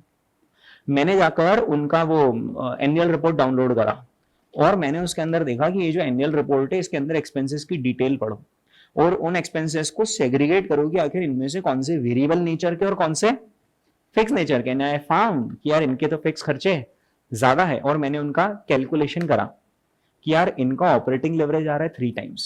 ऑपरेटिंग लेवरेज कितना आ रहा है 3 टाइम्स। इसका मतलब है कि प्रवीण अगर इनका रेवेन्यू 20% से बढ़ेगा ना, तो इनकी कमाई तो 60% से बढ़ेगी एक साल में, फिर अगले साल फिर से 20% से रेवेन्यू बढ़ेगा, तो अगले साल फिर से 60% से अर्निंग, मतलब 2 साल में तो कमाई डबल से भी ज्यादा हो जाएगी। 60% बढ़ रही, मतलब 2 साल में तो कहां पहुंच जाएगी। और उन्होंने क्या बोला है कि over a few years will grow bye 20% per annum, यानी अगले 3 से 5 साल अगर ये 2020 से रेवेन्यू बढ़ाया भी सही तो अर्निंग्स तो न जाने कहां पहुंच जाएगी, 5 गुना। शेयर का भाव 5 गुना हो गया तब से, जब से मैंने वो कॉन्फ्रेंस कॉल सुना था ना, तब से अभी तक शेयर का भाव कितना गुना हो गया, 5 गुना। ये मैजिक क्यों हुआ, because of the operating leverage. तो आप समझ रहे हो, अगर आप चार्टर्ड अकाउंटेंट बनते हो, आगे जाकर एनालिस्ट बनते हो, तो आपको इन सारी चीजों का नॉलेज होना चाहिए। तो दोस्तों ये होता है ऑपरेटिंग लेवरेज का मैजिक। तो ये सारा जो हमारा कॉन्सेप्ट है, ये सब हम रियल लाइफ में ऐसे लगाते हैं, राइट। अब इसका कैलकुलेशन तो बहुत सिंपल है, डिग्री ऑफ ऑपरेटिंग लेवरेज कैसे मेजर करते हैं, percentage change in operating income divided by percentage change in sales, कि अगर सेल्स कुछ परसेंटेज से बढ़ती है तो ऑपरेटिंग इनकम आखिर कितने परसेंटेज से बढ़ती है। तो ऑपरेटिंग इनकम 60% से बढ़ती है, कब, तब जब सेल्स 20% से बढ़ता है, मतलब दे हैव अ 3 टाइम्स का operating leverage. Is that clear? ठीक है, ओके। अब दोस्तों कुछ कुछ बातें हो जाए आपके मेरे बीच। मान लीजिए अपोलो हॉस्पिटल्स का मैनेजमेंट अभी यहां पर खड़ा हुआ है, इस जगह पर, समय के इस मोड़ पर खड़ा हुआ है, और उन्होंने टीवी पर क्या बोला कि वी आर एक्सपेक्टिंग कितने परसेंट से ग्रो करेगा हमारा रेवेन्यू, 20% से। मैंने उनका ऑपरेटिंग लेवरेज कैलकुलेट कर लिया, कितना, 3 times. Now what does that mean कि अगर 20 से रेवेन्यू बढ़ेगा तो उसके 3 टाइम्स यानी 60% से ऑपरेटिंग इनकम बढ़ेगी। ऑपरेटिंग इनकम बोलूं या ईबीआईटी बोलूं, दोनों एक ही बात है अभी के लिए, ठीक है। एक गहरी बात, क्या जरूरी है कि मैनेजमेंट कहे कि हमारा रेवेन्यू 20 से बढ़ेगा तो 20 से ही बढ़े, थोड़े से इधर उधर से नहीं बढ़ सकता? बढ़ सकता है, मतलब कोई भी बता सकता है क्या कि एक साल में क्या होने वाला है विथ प्रिसिशन? नहीं, वो एक एस्टिमेट देते हैं ना। जैसे यार आप भी एग्जाम देकर निकलते हो और पेपर में आप जोड़ते हो नंबर तो उतने ही आते हैं, वो तो एक अंदाज होता है। अंदाज होता है कि यार मैंने पेपर दिया, मेरा अच्छा गया, 70 के आसपास लग रहे हैं, वो 70 से 65 भी हो सकते हैं, 75 भी हो सकते हैं। तो वैसे अपोलो के मैनेजमेंट ने अगर 20% बोला है तो पत्थर की लकीर हो गई है, या थोड़ा इधर उधर जाएगा, थोड़ा इधर उधर जाएगा, ठीक है। मान लीजिए 20% से नहीं बढ़ा, सिर्फ 15% से बढ़ा, सेल्स कितने से बढ़ा, 15% से। तो अब आप में से कोई भी बता सकता है कि यहां पर ऑपरेटिंग इनकम कितने से बढ़ेगी? 45%। 45% लगे तो शर्त लगाओ, फिर बात करते हैं। 45% ही आएगा, करके देख लेते, चलो करके देख लेते हैं। देखो 1000 हैज इंक्रीज बाय 15%, यानी कितना हो जाएगा, 1150। 1150 यूनिट्स इंटू 30 रुपीज, यानी कितना हो जाएगा, ये बताना यार, ये कितना हो जाएगा, 34500 ना। ओके, 1150 इंटू 15 है ना, 17250, माइनस करके बताइए कितना आ जाएगा, 17250। ये 10,000 ही रहेगा, कितना आ जाएगा, 7250। अब दोस्तों 5000 हैज बिकम 7250, यानी there is an increase of 2250 on the base of 5000। तो 2250 डिवाइडेड बाय 5000 इनटू 100 कर लेना, भले कितना आ रहा है आंसर, 45% ही आ रहा है। मतलब दोस्तों 3 टाइम्स ही है। आप 20% से ग्रो करोगे तो 20% का 3 टाइम्स होगा, आप 15% से ग्रो करोगे तो 15% का 3 टाइम्स होगा, और आप 10% से ग्रो करोगे तो भी 10% का 3 टाइम्स ही होगा। Is that clear? मतलब मैंने जो उस वक्त लेवरेज कैलकुलेट करा वो उस वक्त के लिए शाश्वत सत्य होता है, उस वक्त के लिए वो शाश्वत सत्य होता है कि बॉस लेवरेज तो यही रहेगा। अब तुमको यहां से 20 ग्रो करना है या 15 ग्रो करना है या 10 ग्रो करना है, तुम्हारी मर्जी। लेवरेज तो कितना ही है, कितना ही है, 3 टाइम्स। लेवरेज तो 3 times he. Is that clear? लेकिन एक बात ध्यान रखना, एक बात ध्यान रखना, एक बार आपने 1000 से ग्रो कर लिया, गौर फरमाइए, एक बार आपने 1000 से ग्रो कर लिया और आप कहां आ गए, सपोज 1200 पर आ गए, तो अब ध्यान रखना, अब आपका लेवरेज 3 टाइम्स नहीं होगा, अब वो चेंज हो जाएगा। कितना हो जाएगा मुझे नहीं मालूम, पर यह जरूर मालूम है कि चेंज हो जाएगा। जैसे बैलेंस शीट रोज सेम रहती है या एक पॉइंट ऑफ टाइम पर वो वही रहती है, एक पॉइंट ऑफ टाइम पर वो वही रहती है, ठीक है। उसी तरीके से जो आपका लिवरेज का कैलकुलेशन जो आपने आज किया है ना, 1000 यूनिट्स पर थे ना, और आपने यहां कैलकुलेट किया था ना, हाँ, तो अब आप 1000 से कहीं पर भी जाओ वो 3 टाइम्स ही रहेगा, बट खबरदार जो एक बार चले गए दूसरी जगह पर जाने के बाद वो बदल जाएगा, लिवरेज आपका बदल जाएगा। जैसे अगर आप यहां पर कैलकुलेशन करोगे ना लिवरेज का, तो अब आंसर 3 टाइम्स नहीं आएगा, आंसर कुछ और आएगा। यानी कि अपोलो हॉस्पिटल्स में आपको एक बात और पता होनी चाहिए कि अगर आज मैंने प्रवीण खटोड़ ने लिवरेज उनका 3 टाइम्स कैलकुलेट करा है तो वो सिर्फ आज है। आज से 1 साल बाद उनका लिवरेज 3 टाइम्स होगा, चेंज हो जाएगा, चेंज हो जाएगा। ठीक है, तो leverage year two year change होता जाता है ना। Leverage year two year change कैसे होगा? तो अब मुझे यहां पर नया लिवरेज पता करना है कि यार यहां पर कितना लिवरेज है। वो जो 3 टाइम्स था वो इस कॉलम का लिवरेज है। जब मैं 1000 यूनिट्स बेचता हूं ना आज, तो मेरा लिवरेज 3 टाइम्स है। अब अगर मेरा सेल्स बढ़ गया और अब कितना यूनिट्स हो गया मेरा सेल्स, सपोज 1200 यूनिट्स हो गया मेरा सेल्स, तो अब मेरा लिवरेज 3 टाइम्स नहीं आएगा, कुछ और आएगा। सवाल क्या है आपके मेरे बीच? कितना होगा सर लिवरेज? और कितना भी होगा उसको आप पता कैसे करेंगे? वैसे ही करेंगे जब आप 1000 पे थे तो आपने पता किया था ना, बस वैसे ही जब आप 1200 पर है तो पता कर लेंगे। सर पर पता कैसे करेंगे? सिंपल, आप यहां पर 1200 यूनिट्स के सेल्स को बढ़ाकर देख लो। सर कितने से बढ़ाएंगे? मर्जी चाहे जितने से, मर्जी चाहे जितने से। 10 से बढ़ाने की मर्जी 10 से बढ़ाओ, 20 से बढ़ाने की मर्जी 20 से बढ़ाओ, आंसर सेम आएगा।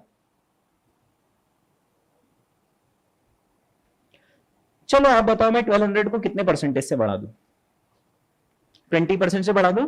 ओके, तो ये कितना हो जाएगा? 1440 यूनिट्स। थोड़ा सा कैलकुलेटर चलाओ और 1440 यूनिट्स को मल्टीप्लाई बाय 30 रुपीज कर दीजिए, यानी 43,200 आ गया। अच्छा, वापस से 1440 यूनिट्स को multiply by variable cost of 15 rupees से कर दीजिए, 21,600, यानी कॉन्ट्रीब्यूशन भी कितना आ गया? 21,600 आ गया। और 10,000 विल रिमेन कितना? 10,000, यानी कितना हो जाएगा? 11,600। तो ये जो 8,000 है, नाउ इट विल बिकम कितना? 11,600, यानी there will be an increase of कितना? 3,600 ऑन द बेस ऑफ 8,000, यानी कितना परसेंटेज आ रहा है इंक्रीज? 45 ही आ रहा होगा, 45% आ रहा है ना इंक्रीज। देखिए 45% का इंक्रीज आ रहा है, देखा आपने? 45% का इंक्रीज आ रहा है। कब? जब हमारा सेल्स कितने परसेंटेज से बढ़ रहा है? 20% से। बता सकते हैं लिवरेज कितना है? 2.25। कैसे निकाल ले इतनी फटाफट? 45% डिवाइडेड बाय 20%, 2.25 आ रहा है लिवरेज, है ना? ये देख लो ना, बोले ये देखो कितना आ रहा है आंसर, 2.25। सर पर वो तो आपने 20 से बढ़ाया, 10 से बढ़ाते तो भी आंसर 2.25 ही आता। करके देख लो। चलो, तो 10% से अगर मैं इसको बढ़ाऊंगा तो ये बन जाएगा 1320 यूनिट्स। 1320 यूनिट्स को 30 रुपीज से मल्टीप्लाई कीजिए, कितना आता है? 39,600। अच्छा, वेरिएबल कॉस्ट निकाल लीजिए, 1320 यूनिट्स इंटू 15, यानी कितना आ रहा है? ये 19,200। 800 आ रहा है क्या? हाँ, 19,800 आ रहा है ना? हाँ, 19,800। तो आप कंट्रीब्यूशन कितना बचेगा? 19,800। फिक्स कॉस्ट कितनी है? 10,000। ये कितना आएगा? 9,800। कितने से बढ़ रहा है ये? 1,800 से, on the base of 8,000। 1,800 divided by 8,000 कितना होता है? 22.5%। 22.5% से ऑपरेटिंग इनकम बढ़ रही है। कब? जब सेल्स कितने से बढ़ रहा है? 10% से। आंसर कितना आ रहा है? अगेन 2.25। ठीक है, यही आ रहा है। इसका मतलब क्या है? कंक्लूजन क्या है कि एक पर्टिकुलर पॉइंट ऑफ टाइम पर आप 10 बढ़ो कि 20 बढ़ो कि 100 बढ़ो, उस पर्टिकुलर पॉइंट ऑफ टाइम पर लिवरेज वही रहता है जो है।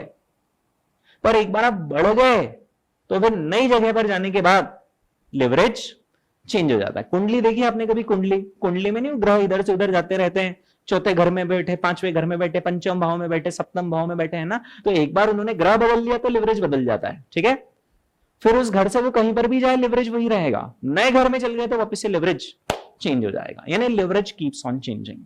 अभी इसके पीछे कारण भी बताऊंगा आगे जाकर कि आखिर ये चेंज क्यों हो रहा है, पर ये होता है, अभी हमने ऑब्जर्व करा। ठीक है, अब दोस्तों लिवरेज कैलकुलेट करने में आपको कितनी मेहनत करनी पड़ रही है यार? कितनी मेहनत कर रहे हो आप? मतलब कितनी मेहनत कर रहे हो? अगर मैं यहां से ये वाला डेटा हटा दूं तो आप लिवरेज ही नहीं कैलकुलेट कर पाओगे। अगर मैं यहां से वाला डेटा हटा दूं ना, ये वाला डेटा, तो आप लिवरेज ही नहीं कैलकुलेट कर पाओगे। आपके पास सिर्फ ये डेटा है, सिर्फ ये वाला डेटा है, ये येलो वाला डेटा। अब आपको इससे लिवरेज कैलकुलेट करना है तो तो आपको चेंज करना पड़ेगा और फिर यहां पर चेंज को ऑब्जर्व करना पड़ेगा कि वहां जो चेंज करा उसके अगेंस्ट यहां कितना चेंज हुआ, और फिर आंसर निकालना पड़ेगा। दुनिया वालों ने एक छोटा फॉर्मूला निकाला जिससे कि लेवरेज खड़े खड़े ही कैलकुलेट हो जाता है, आपको यहां से यहां तक जाने की जरूरत नहीं पड़ती है। और वो सिंपल सा फॉर्मूला है कंट्रीब्यूशन डिवाइडेड बाय ईबीआईटी। करके देखो यार, contribution divided by EBIT, 15,000 divided by 5,000, देखो आंसर आ गया 3 टाइम्स। अच्छा चलो यहां पे चेक करते हैं, यहां पे चेक करते हैं, contribution divided by EBIT, answer आ गया 2.25 टाइम्स।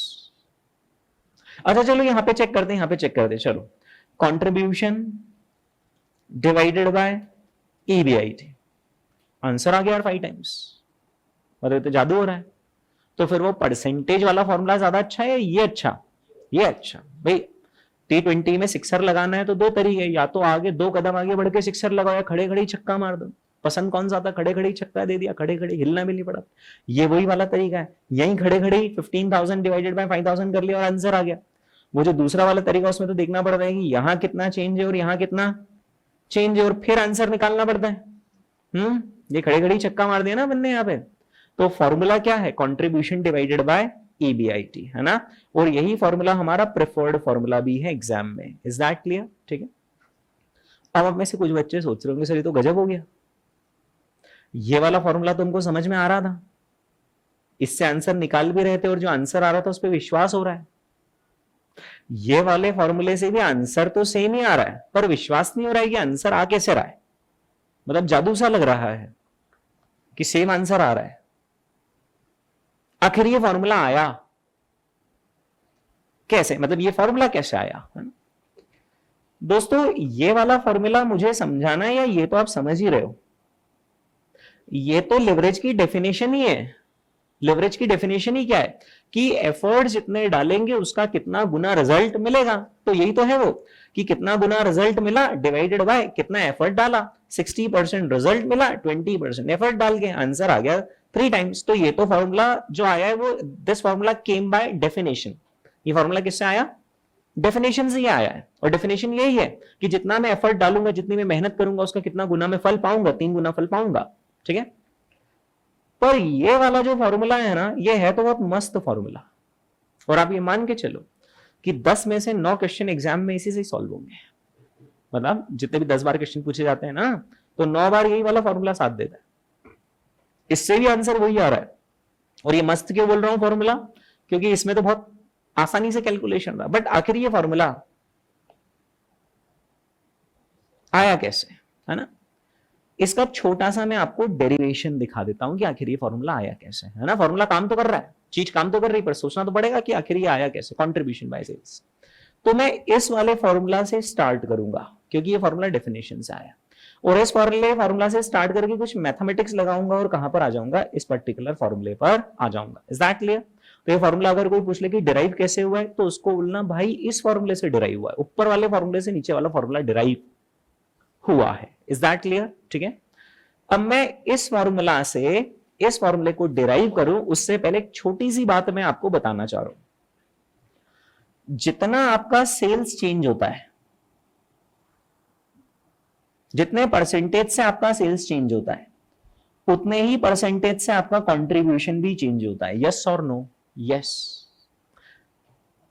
लेकिन उससे कई गुना अलग प्रतिशत से आपकी ऑपरेटिंग इनकम चेंज होती है ना। बस हो गया, डेरिवेशन ही हो गया, समझो, हो गया डेरिवेशन।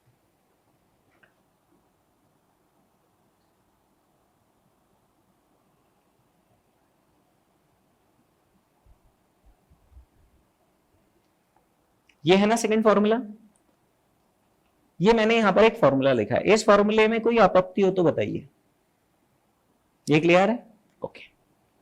अब दोस्तों आप मुझे बताइए कि आप लोग percentage change in EBIT upon percentage change in sales कर रहे हैं, है ना।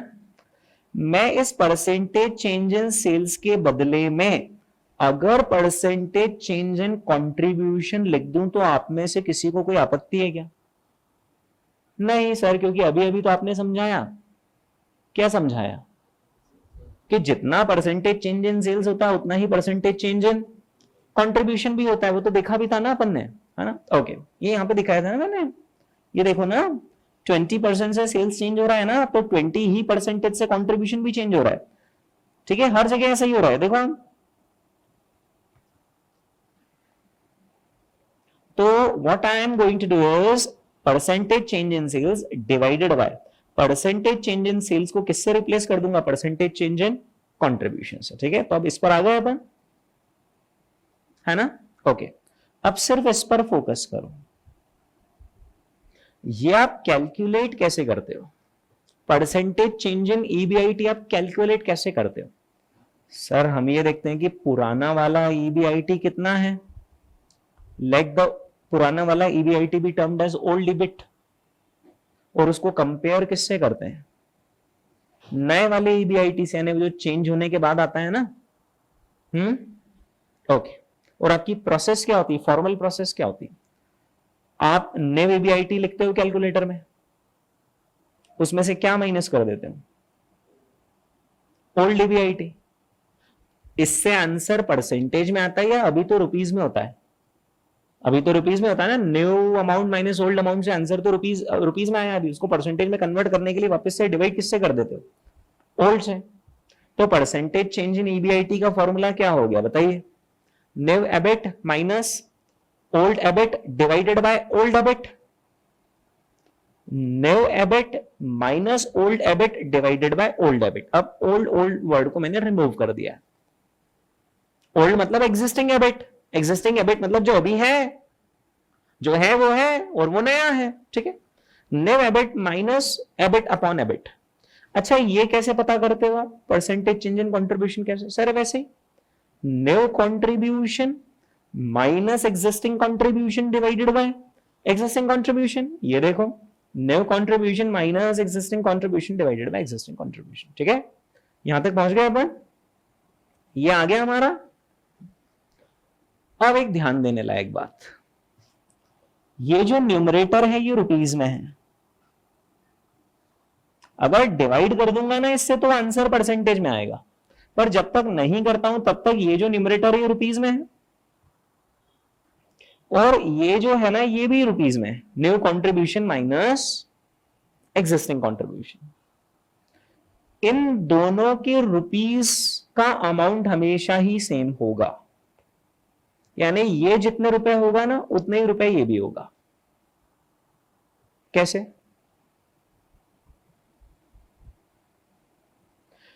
क्योंकि सर ये लिखा हमने कंट्रीब्यूशन और ये लिखा न्यू कंट्रीब्यूशन। कंट्रीब्यूशन में से क्या माइनस करते हैं, फिक्स कॉस्ट। अच्छा फिक्स कॉस्ट में ऐसा होगा क्या कि फिक्स कॉस्ट और न्यू फिक्स कॉस्ट से फिक्स कॉस्ट फिक्स ही रहेगी, फिक्स कॉस्ट फिक्स ही रहेगी। कंट्रीब्यूशन माइनस फिक्स कॉस्ट क्या होता है, EBIT. New contribution minus fix cost क्या होगा, न्यू ईबीआईटी।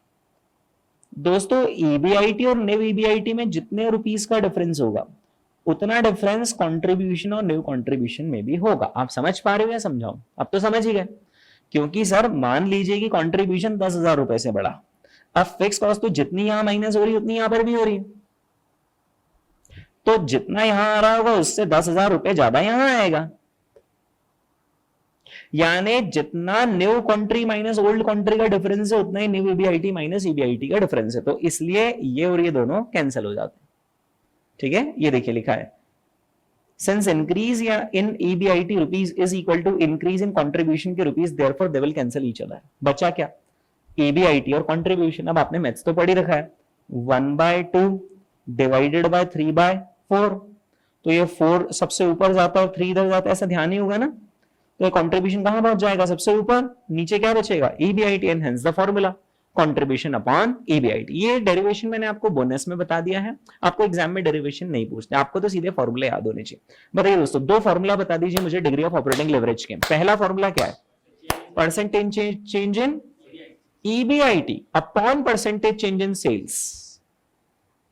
दूसरा वाला फॉर्मूला मस्त वाला क्या है, contribution upon EBIT. Is that clear. फॉर्मूले की ज्यादा चिंता मत करना, जब 4-5 क्वेश्चंस में लगाते हैं तो अपने आप याद हो जाते हैं। कोई रॉकेट साइंस फॉर्मूले, छोटे छोटे से फॉर्मूले, बाद में मैं आपको एक ट्रिक भी बताऊंगा जिससे याद रह जाते फॉर्मूले, है ना। तो अपन को ये दो चीजें समझ में आ गई, है ना, ये दो फॉर्मूलाज हमको समझ में आ गए हैं, ठीक है, कॉन्ट्रीब्यूशन अपॉन ईबीआईटी वाला, ठीक है दोस्तों। फिर तो मजे ही आ गए यार। अपन तो यहां पर भी कैलकुलेशन कर सकते हैं डिग्री ऑफ ऑपरेटिंग लेवरेज का। ये रहा कंट्रीब्यूशन और ये रहा ईबीआईटी, 5000 बाय 5000, आंसर कितना है 1 टाइम्स। अच्छा, अपन तो यहां पर भी कैलकुलेशन कर सकते हैं, 6000 डिवाइडेड बाय 6000, आंसर कितना आ रहा है 1 टाइम्स, ये देखो। अच्छा, फिर यहां पर भी निकाल सकते हैं अपन तो आंसर। कैसे निकालेंगे, क्या डिवाइडेड बाय क्या करेंगे, 30,000 डिवाइडेड बाय, है ना, कंट्रीब्यूशन डिवाइडेड बाय ईबीआईटी ना, कितना आ रहा है आंसर 3 टाइम्स, ये देखो, ठीक है। अब दोस्तों, अब आप मुझसे एक चीज समझना चाह रहे हो, वो ये है कि सर ये है फरहान का बिजनेस, और फरहान के बिजनेस में पहले डिग्री ऑफ ऑपरेटिंग लेवरेज कितना था 3 टाइम्स, बाद में कितना हो गया 2.25। ये है कौन, फ्रेंचो का बिजनेस, उसका पहले डिग्री ऑफ ऑपरेटिंग लेवरेज कितना था 5, वो अब कितना हो गया 3। व्हाट डू यू ऑब्जर्व, आप क्या ऑब्जर्व कर पा रहे हो यहां पर कि जैसे जैसे सेल्स बढ़ता जा रहा है,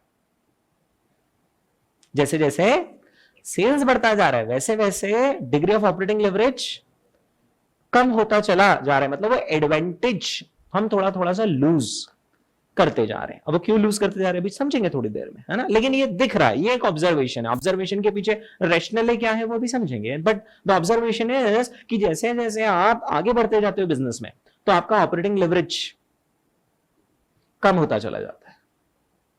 हाँ, अब मैं इस चीज को शेयर मार्केट से कनेक्ट कर देता हूं, मजा आ जाएगा आपको जो मैं सेंटेंस बोल रहा हूं सुन के। दोस्तों, शेयर मार्केट में एक होती है लार्ज कैप कंपनीज और एक होती है small cap companies. Large cap company मतलब बड़ी बड़ी कंपनियां, रिलायंस हुआ, हिंदुस्तान यूनिलीवर हुआ, डाबर हुआ, ये सब बड़ी बड़ी कंपनी, दिग्गज, लार्सन एंड ट्यूब्रो हुआ, है ना, बड़ी बड़ी कंपनी। स्मॉल कैप यानी छोटी छोटी कंपनी, है ना। आपको पता है या नहीं पता है, शेयर मार्केट में रिटर्न कौन सी कंपनी ज्यादा देती है, लार्ज कैप या स्मॉल कैप? स्मॉल कैप में रिटर्न ज्यादा मिलता है। This is the reason. जब कंपनियां छोटे स्तर पर काम करती है तो उनका डिग्री ऑफ ऑपरेटिंग लेवरेज ज्यादा होता है, तो थोड़ी सी भी तरक्की करती है ना, थोड़ा सा भी एफर्ट डालती, थोड़ा सा भी सेल्स बढ़ाती है, तो उनकी इनकम तेजी से शूट अप कर जाती है। लेकिन जो बड़ी कंपनीज ऑलरेडी बड़े स्केल पर काम कर रही है, उनको डिग्री ऑफ ऑपरेटिंग लेवरेज का उतना एडवांटेज नहीं मिलता है, इसलिए बड़ी कंपनीज के शेयर बहुत कम रिटर्न देते हैं। अरे यार, आपने जैसे हिंदुस्तान यूनिलीवर के शेयर में पैसा लगाया, तो आपको कोई 100, 200, 500% रिटर्न मिल जाएगा क्या? नहीं मिलेगा, क्योंकि ऑलरेडी इतने बड़े स्केल पर काम कर रहे हैं कि उनको डिग्री ऑफ ऑपरेटिंग लेवरेज का एडवांटेज ही नहीं मिलता। देख लो आप, भले देख लो, ये देखो, यहां पर मैं एक शेयर हिंदुस्तान यूनिलीवर लगा देता हूं, आप खुद ही देख लेना कि उसने कितना रिटर्न दिया। ये हिंदुस्तान यूनिलीवर का शेयर लगाया मैंने, आप टाइम फ्रेम पर फोकस करना। ये मैंने यहां पर 1 ईयर का टाइम फ्रेम डाला, बताइए 1 ईयर में कितना रिटर्न है? माइनस ही है, -7%। चलो 1 ईयर छोड़ो, 5 ईयर पर आओ, डूब मरो।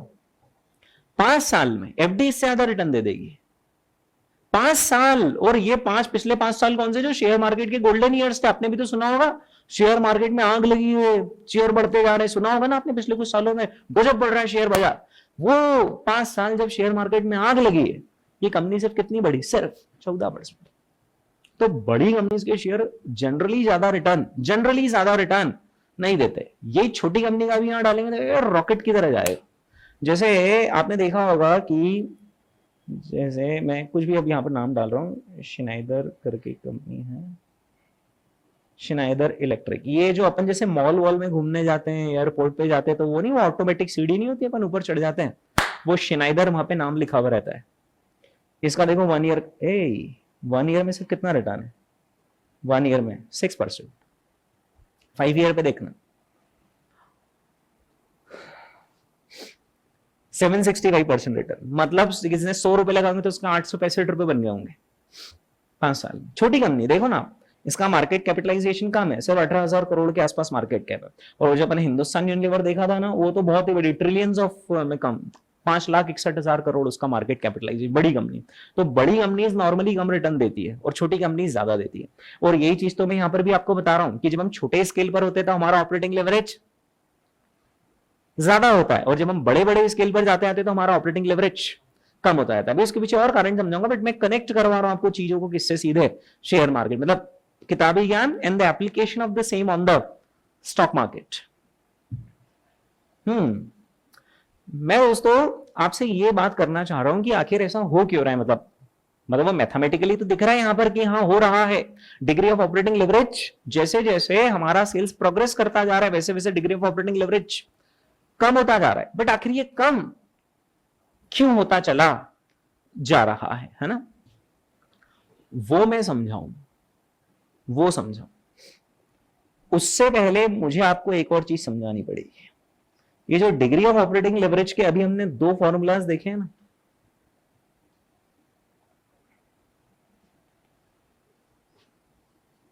कुल मिलाकर इसके 3 फॉर्मूलाज हैं। डिग्री ऑफ ऑपरेटिंग लेवरेज के कुल कितने फॉर्मूलाज हैं? 3 फॉर्मूलाज। और तीसरा फॉर्मूला है degree of operating leverage is equal to 1 upon MOS percentage. MOS का फुल फॉर्म क्या? मार्जिन ऑफ सेफ्टी परसेंटेज वाला, है ना। यानी डिग्री ऑफ ऑपरेटिंग लेवरेज का एक तीसरा फॉर्मूला ये भी है।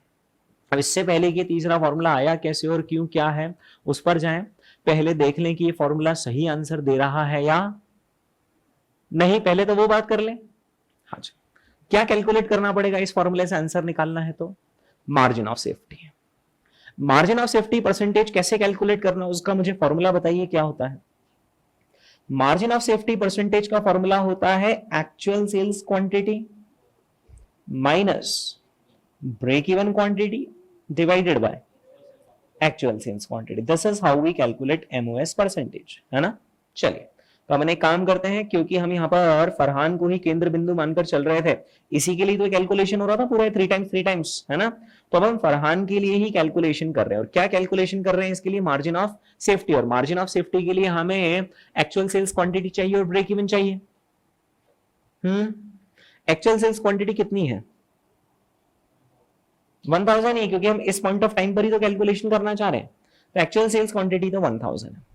पता क्या करना है हमें? Break even quantity. Break even का फॉर्मूला क्या होता है, याद है क्या? ब्रेक इवन पॉइंट का formula fix cost upon contribution per unit. यही होता है ना formula, fix cost upon contribution per unit. बताइए दोस्तों फरहान के लिए फिक्स कॉस्ट कितनी हो बताइए? 10,000 रुपीज। और इसका कंट्रीब्यूशन पर यूनिट कितना है? तो कंट्रीब्यूशन पर यूनिट के लिए selling price per unit minus variable cost per unit करेंगे, यानी 30 माइनस 15 बचा ही कितना? 50। आंसर कितना होता है? 666.67 आ रहा है आंसर, है ना। अभी डेसिमल में ले लेते हैं। मैं इतना समझता हूं कि डेसिमल में यूनिट्स हो नहीं सकती है, बट कैलकुलेटर पे तो हो सकती है। 666.67 यूनिट्स है हमारा ब्रेक इवन पॉइंट। तो अब हम एमओएस परसेंटेज निकाल लें इसके लिए। तो दोस्तों हाल फिलहाल इसका एक्चुअल सेल्स कितना है बताइए जरा? 1000, है ना।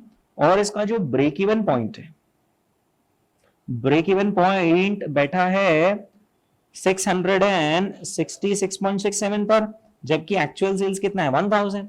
यानी कितना गिर सकता है? 333.33 यूनिट्स से गिर सकता है। और यही इसका मार्जिन ऑफ सेफ्टी यूनिट्स में है। और 333.33 गिर सकता है ऑन द बेस ऑफ क्या? 1000। यानी कितना परसेंट है इसका मार्जिन ऑफ सेफ्टी? 33.33% है मार्जिन ऑफ सेफ्टी। फॉर्मूला क्या है दोस्तों? 1 अपॉन एमओएस परसेंटेज। यानी कि अब हमें कैलकुलेटर में क्या करना पड़ेगा? 1 डिवाइडेड बाय 33.33% करके देख लीजिए। 1 डिवाइडेड बाय 33.33% कितना होता है दोस्तों? 3 टाइम्स ही होता है। मतलब मान गए इस फॉर्मूले को, ये फॉर्मूला भी आंसर ला कर देता है। अच्छा, ये जो फॉर्मूला है इसका लॉजिक बहुत सिंपल है। देखो मेरे पास इसका भी डेरिवेशन है, लेकिन अपन इसके डेरिवेशन में जा नहीं रहे क्योंकि एग्जाम पॉइंट ऑफ व्यू से किसी काम का नहीं है। मैं इस फॉर्मूले का रैशनल है आपको समझाना चाह रहा हूं। ये जो डिग्री ऑफ ऑपरेटिंग लेवरेज है ना, डिग्री ऑफ क्या बोला मैंने? Operating leverage. It is a major of business risk. किसका मेजरमेंट है? बिजनेस रिस्क का मेजरमेंट है। बिजनेस रिस्क का मतलब क्या? देखो कोई भी धंधा करता है तो उसमें रिस्क तो होती है। और धंधा करने में जो रिस्क होती है उसको क्या बोलते हैं? बिजनेस रिस्क, ठीक है। And degree of operating leverage is a major of business risk. कोई सा भी यार, जैसे आपने मान लो एक नई आपने कोई आइसक्रीम की शॉप खोली, कोई रिस्क नहीं है क्या? या रिस्क है? क्या रिस्क है? मान लो धंधा नहीं चले, धंधा चल पड़े पर कोई कॉम्पिटिटर आ जाए और वो हमारा मार्केट शेयर कैप्चर कर ले, हमारा सेल्स डाउन हो जाएगा तो हमारा प्रॉफिट्स डाउन हो जाएगा। यही तो है बिजनेस रिस्क, है ना। डिग्री ऑफ ऑपरेटिंग लेवरेज इसी बिजनेस रिस्क को मेजर करता है। मैं बताता हूं ना कैसे। सिर्फ और सिर्फ फरहान की बातें करेंगे अपन, है ना। कॉन्सेप्ट समझने के लिए अपन इसको साइड में रख रहे हैं। सिर्फ बात किसकी कर रहे हैं अपन? फरहान की बात कर रहे हैं, इसके बिजनेस की बात कर रहे हैं, ठीक है। इसका डिग्री ऑफ ऑपरेटिंग लेवरेज कितना है? 3 टाइम्स। इस 3 टाइम्स का इंटरप्रिटेशन क्या है? इस 3 टाइम्स का ये इंटरप्रिटेशन है कि अगर हमारा सेल्स 20% से बढ़ा तो फिर हमारी ऑपरेटिंग इनकम 60% से बढ़ेगी, या फिर अगर हमारा सेल्स 10% से बढ़ा तो हमारी ऑपरेटिंग इनकम 30% से बढ़ेगी, या अगर हमारा सेल्स सिर्फ 1% से बढ़ा तो हमारी ऑपरेटिंग इनकम 3% से बढ़ेगी, ठीक है। सो 3 टाइम्स का इंटरप्रिटेशन क्या है? For every 1% increase in sales, operating income will increase by 3%। Is that clear? ये है 3 टाइम्स का इंटरप्रिटेशन, है ना। हाँ, एक बात ध्यान रखना दोस्त, ये बिजनेस है। ये कोई सैलरी का पैकेज नहीं जो हर साल बढ़ेगा ही सही। बिजनेस में कभी कभी गिरावट भी आती है। हमने सुना ही होगा यार, मंदी चल रही है, मार्केट ठंडा चल रहा है ना। अगर आपका सेल्स 10% बढ़ेगा तो आपकी ऑपरेटिंग इनकम 30% से बढ़ेगी। But opposite is also true. What does that mean? कि अगर आपका सेल्स थोड़ा सा भी कम हुआ, 10% से कम हुआ, तो आपकी ऑपरेटिंग इनकम 30% से कम हो जाएगी। ये दोनों तरफ काम करता है, सिर्फ एक तरफ। अभी आपने सिर्फ इसका पॉजिटिव साइड देखा था। नेगेटिव साइड ये वाज, जिस स्पीड से ऊपर जा रहे हो ना, उसी स्पीड से नीचे भी आओगे। देखो मैं आपको प्रूफ करके बता देता हूं। हमने ये तो देख ही लिया कि अगर सेल्स 1000 की जगह 1200 होगा तो इसका 5000 की जगह 8000 हो जाएगा। अब अपन एक काम करते, इस तरफ देखते हैं। मान लो किसी कारणवश इसका सेल्स 20% से डाउन हो गया मतलब अब कितनी यूनिट्स हो जाएगा सेल्स? 800 हो जाएगा ना। आप लगे तो मुझसे शर्त लगाओ, फिर बात करते हैं। यहां पर पक्का जो इसकी अभी कमाई कितनी दिख रही है? 5000 ना। ये 60% से कम हो जाएगी कमाई। कोई लगा रहे दोस्तों शर्त, या कर ही लू? 5000 को वैसे 60% कम करके बताइए कितना होता है? 2000, है ना। शर्त लगाएगा कोई भी दोस्तों, यहाँ पे 2000 ही आएगा। अगर सेल्स बस 20% से कम हुआ ना, ये 60% से कम हो जाएगा, 2000 हो जाएगा। देखो चलो करके देखते हैं। 800 मल्टीप्लाई बाय 30 यानी कितना? 24,000 हो जाएगा सेल्स। 800 मल्टीप्लाई बाय 15 यानी कि 12,000 हो जाएगा वेरिएबल कॉस्ट। तो कंट्रीब्यूशन भी कितना हो जाएगा? 12,000। उसमें से फिक्स कॉस्ट कितनी जाएगी? 10,000। बचा ही कितना? 2,000। देखा, जिस स्पीड से ऊपर ले जाता है ना लेवरेज, उसी स्पीड से नीचे भी लेकर आता है। तो अगर इसका लेवरेज 3 टाइम्स है तो ये मत समझना मजे ही मजे कि 20 बढ़ेगा तो 60 बढ़ेगा। वो 20 बढ़ने की बजाय अगर 20 कम हो गया ना, तो फिर ये 20 कम नहीं होगा, ये 60 कम होगा। यानी ऑपरेटिंग लेवरेज एक तरफ काम करता है या दोनों तरफ काम करता है? दोनों तरफ। अगर आपने तरक्की करी तो जोर से तरक्की करवाएगा, और आप नीचे गिरे जोर से नीचे पटकेगा। मतलब अगर आप उछलने वाले हो तो ये जोर से 4 दोस्त 1-2 हाथ पकड़ के 2 पैर जोर से उछाले, और अगर गिराएंगे तो ऐसे छोड़ेंगे नहीं, जोर से गिराएंगे। ये काम किसका है? लेवरेज का। 3 गुना स्पीड से काम होगा, ऊपर भी और नीचे भी। इसीलिए इसको कहते हैं that it is a major of business risk. कि वो धंधा करते हैं तो रिस्क तो है। रिस्क क्या है? कि कहीं सेल्स डाउन नहीं हो जाए। खबरदार, जो अगर 10% से भी सेल्स डाउन हुआ ना, 30% से आपकी ऑपरेटिंग इनकम साफ हो जाएगी। लेकिन अगर बढ़ा 10% से तो 30% से आपकी ऑपरेटिंग इनकम बढ़ भी जाएगी। तो अब हम एक बहुत इंपॉर्टेंट डिस्कशन करने वाले हैं। तो सर अभी 2-5 मिनट पहले तो हमें लिवरेज में मजा आ रहा था कि यार लिवरेज तो जितना ज्यादा हो उतना अच्छा, और हमें क्या लग रहा था यहां पर सबसे कुशल व्यापारी तो रेंचो निकला जिसने अपना लिवरेज कितना टाइम्स रखा, 5 टाइम्स रखा। मतलब उसका अगर सेल्स 1% भी बढ़ा तो उसका ऑपरेटिंग इनकम 5% से बढ़ेगा, 10% से सेल्स बढ़ेगा तो 50% से ऑपरेटिंग इनकम बढ़ेगा। लेकिन वो जिस स्पीड से ऊपर जा रहा है ना उसी स्पीड से नीचे भी आ सकता है। तब आपके मन में सवाल एक ही है कि सर फिर बिजनेसेस में लिवरेज ज्यादा होना अच्छा है या फिर कम होना अच्छा है? इसका जवाब है डिपेंड्स। इसका जवाब क्या है? डिपेंड्स। अगर आपका बिजनेस आगे फ्लरिश होने वाला है, बढ़ने वाला है, ग्रो होने वाला है, तो हम हाई लिवरेज प्रेफर करते हैं, हाई ऑपरेटिंग लिवरेज प्रेफर करते हैं, 3 टाइम्स 5 टाइम्स। लेकिन आपको ऐसा लगता नहीं यार आगे अच्छे दिन नहीं आने वाले हैं, यानी आगे बिजनेस सिनेरियो उतना रोजी नहीं लग रहा है, ग्लूमी डूमी लग रहा है, मतलब रिस्क ज्यादा है धंधे में, मतलब आपको लग रहा है कि यार आगे अनसर्टेनिटीज बहुत ज्यादा है, तो फिर आपको क्या प्रेफर करना चाहिए? कम लिवरेज। फिर उस केस में राजू रस्तोगी सबसे सुखी है। मैं बता दूं कैसे सुखी? इसका सेल्स अगर 20 डाउन होगा ना तो इसका ऑपरेटिंग इनकम भी 20 डाउन होगा। यानी बढ़ते वक्त क्या अच्छा? High operating leverage. रिवर्स में आते वक्त क्या अच्छा? लो ऑपरेटिंग लिवरेज या नो ऑपरेटिंग लिवरेज, है ना? तो सर फिर पर ये सब हमारे हाथ में थोड़ी ना है, वो तो बिजनेस में तो जो ऑपरेटिंग लिवरेज होता होगा नहीं अपने हाथ में। आप अपने बिजनेस का ऑपरेटिंग लिवरेज चेंज कर सकते हो।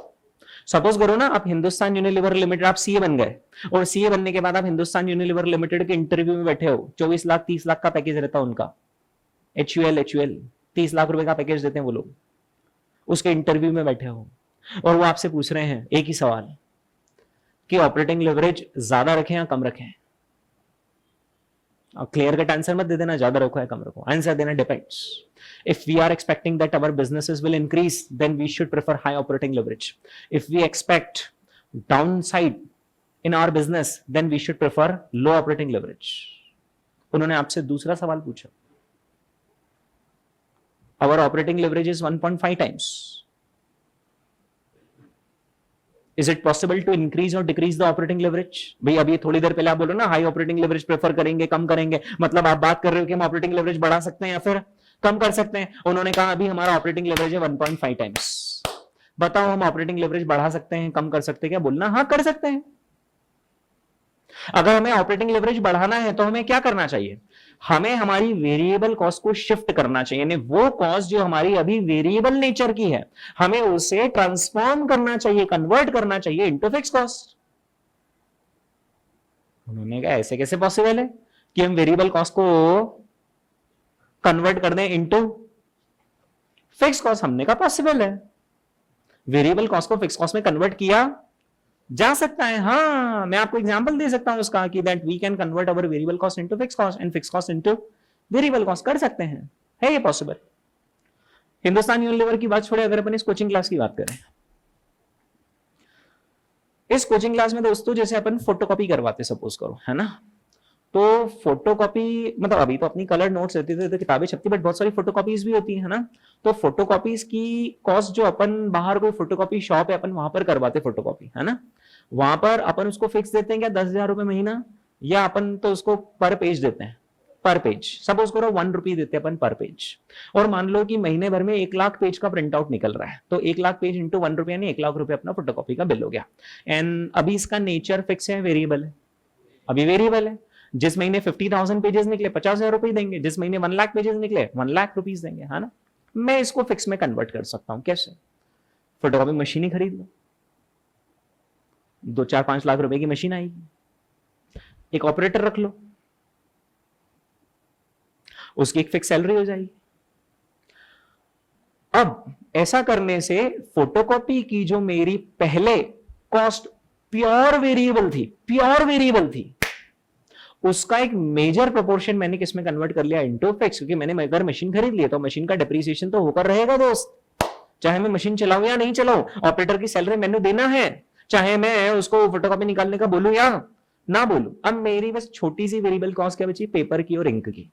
पर पहले जो मैं उसको दे रहा था ना 1 रुपए पर पेज, उसमें से पेपर और इंक दे रहा था, या उसकी दुकान का किराया भी मैं ही दे रहा था, उसकी फोटोकॉपी की डेप्रिसिएशन भी मैं ही दे रहा था, उसकी सैलरी भी मैं ही दे रहा था, सब मैं ही दे रहा था। पर सब किस नेचर से जा रही थी, वेरिएबल।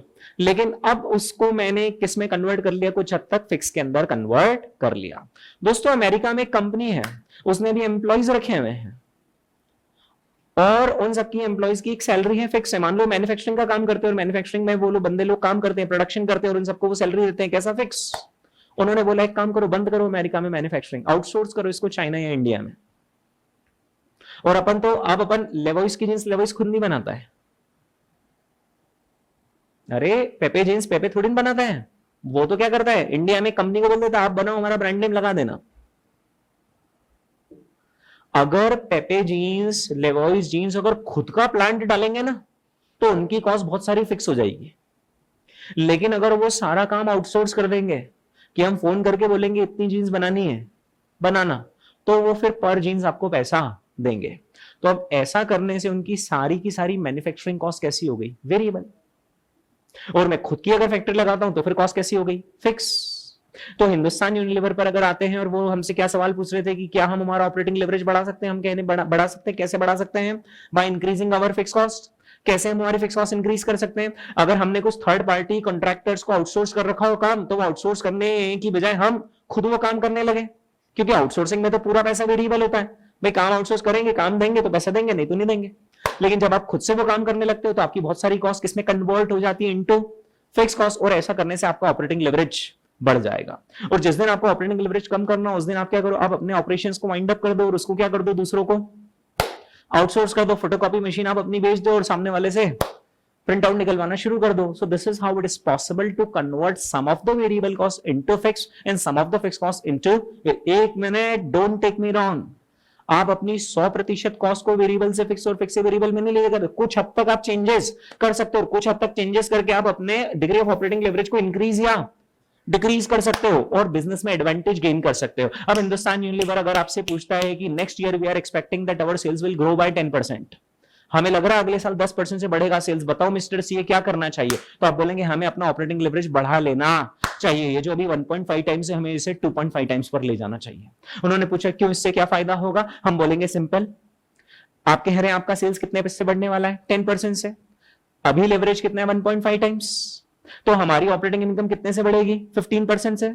लेकिन अगर हम लेवरेज इंक्रीज कर लेते और कितना कर लेते, 2.5 टाइम्स, तो 25% से हमारी ऑपरेटिंग इनकम बढ़ेगी। अरे जो फाइनेंस डिपार्टमेंट वाले होते हैं सब यही दिमाग लगाते हैं, कॉर्पोरेट वर्ल्ड में सब कंपटीशन होती है, जैसे आप मोबाइल में गेम खेलते हो और वो नहीं एक दूसरे से कंपीट करते हो, कौन सा गेम है जो हर कोई खेलता है, वो पबजी हर कोई नहीं खेलता, आपस में कंपीट करते हैं ना। तो ये कॉर्पोरेट वर्ल्ड में यही लड़ाइयां होती है, हिंदुस्तान यूनिलीवर के बीच में, आईटीसी के बीच में, डाबर के बीच में, मैरिको के बीच में, यही तो लड़ाइयां चल रही है कि कौन ज्यादा स्ट्रांग प्लेयर है। और वहां पर फाइनेंस डिपार्टमेंट ये ऑपरेटिंग लेवरेज को चेंज करके एडवांटेज क्रिएट करवाता है। अब अगर हमें ऐसा लग रहा है कि आगे जाकर सबका सेल्स डाउन होगा, तो हमारी क्या कोशिश होगी कि हम हमारा ऑपरेटिंग लेवरेज कम कर ले। ऑपरेटिंग लेवरेज कैसे कम कर लेंगे, फिक्स कॉस्ट को ट्रांसफॉर्म कर देंगे इनटू वेरिएबल, ऐसा करने से ऑपरेटिंग लेवरेज कम हो जाएगा। और ऑपरेटिंग लेवरेज अगर कम हो जाएगा तो जोर का झटका धीरे से लगेगा, क्योंकि अगर 10% से सेल्स डाउन होगा तो अब 25% से ऑपरेटिंग इनकम डाउन नहीं होगी, उससे कम से डाउन होगी। Is that clear? यानी ये जो चैप्टर है सिर्फ कैलकुलेशन मात्र नहीं कि एक फॉर्मूला में डेटा डाला आंसर निकाला और वह हो गया, इसको रियल वर्ल्ड में, कॉर्पोरेट वर्ल्ड में कहां यूज किया जाता है वो बात आ रही समझ में, है ना? ओके। मैं आपको दोस्तों ये समझा रहा था कि जो डिग्री ऑफ ऑपरेटिंग लेवरेज है, it is a measure of, क्या बोला था मैंने, measure of which risk, major of business risk. It is a major of business risk. और इसको मेजर ऑफ बिजनेस रिस्क क्यों बोल रहे हैं, क्योंकि एक तरफ नहीं चलता है, ये दोनों तरफ चलता है, बढ़े तो फेंकेगा ऊपर और नीचे आए तो इस जोर से नीचे पटकेगा। Is that clear? ओके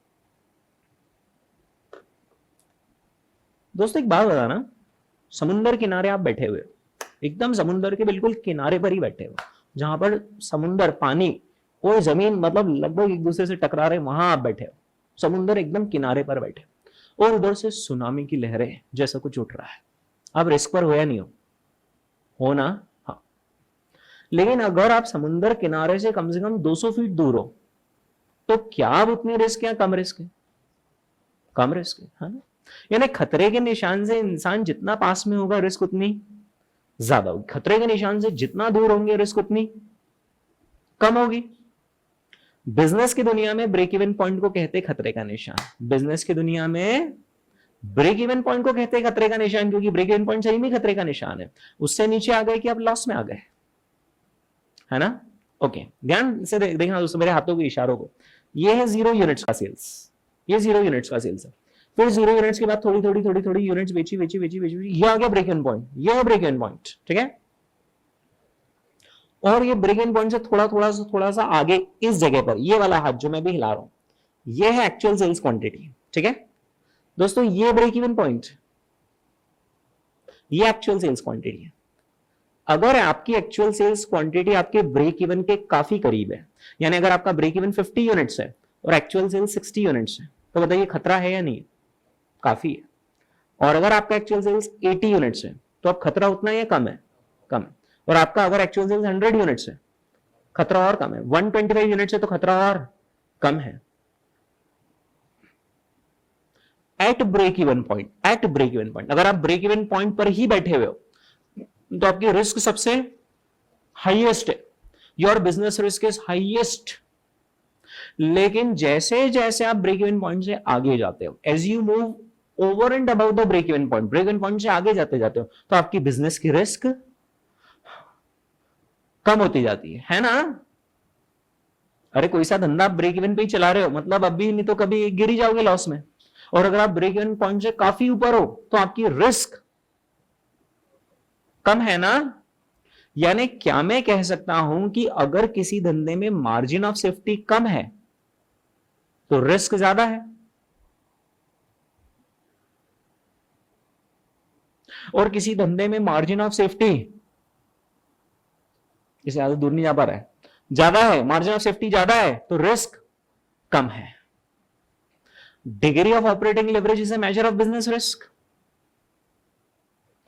तो बताइए रिस्क और मार्जिन ऑफ सेफ्टी में इनवर्स रिलेशनशिप हुआ या नहीं हुआ? हुआ। देखो कैसे हुआ, क्योंकि अगर मार्जिन ऑफ सेफ्टी कम है तो रिस्क ज्यादा है, और अगर मार्जिन ऑफ सेफ्टी ज्यादा है तो रिस्क कम है। यानी there is an inverse relationship between business risk and margin of safety. हाँ, बिजनेस रिस्क कैसे मेजर करते हैं? डिग्री ऑफ ऑपरेटिंग लेवरेज से। So there is an inverse relationship between degree of operating leverage and margin of safety. यही बात तो formula कह रहा है, degree of operating leverage is inverse of margin of safety. अगर आपका मार्जिन ऑफ सेफ्टी कम हुआ तो degree of operating leverage being the measure of business risk ज्यादा होगा। अगर आपका मार्जिन ऑफ सेफ्टी काफी ज्यादा है तो आपका रिस्क काफी कम है, और डिग्री ऑफ ऑपरेटिंग लेवरेज उसी रिस्क को तो मेजर कर रहा है, ठीक है? तो ये वाला फॉर्मूला इस रैशनले से आता है that there is an inverse relationship between risk and safety.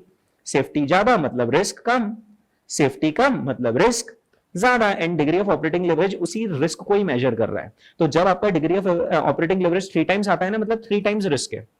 3 times risk का मतलब क्या है कि ऊपर गए तो 3 टाइम्स जाओगे, पर नीचे आए तो 3 टाइम्स नीचे आओगे। इज दैट क्लियर, है ना? ओके।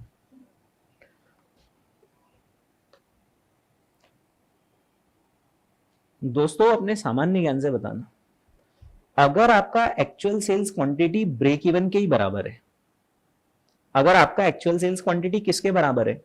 ब्रेक इवन के बराबर है, तो न्यूमरेटर की वैल्यू क्या हो जाएगी? 0। और 0 बाय एनीथिंग कर लो 0 ही होता है, यानी आपका मार्जिन ऑफ सेफ्टी कितना आ जाएगा? 0%। 1 डिवाइडेड बाय 0 क्या होता है? Infinite. Any number divided by 0 is infinite. तो आपका डिग्री ऑफ ऑपरेटिंग लेवरेज कितना आएगा? Infinite. When margin of safety is 0% and degree of operating leverage is infinite. कब margin of safety 0% होगा?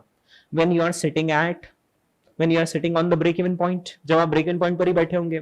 तो ध्यान रखना, अगर कोई सा ऐसा बिजनेस है जिसका सेल्स हाल फिलहाल उतना ही है बस जितना कि उस बिजनेस का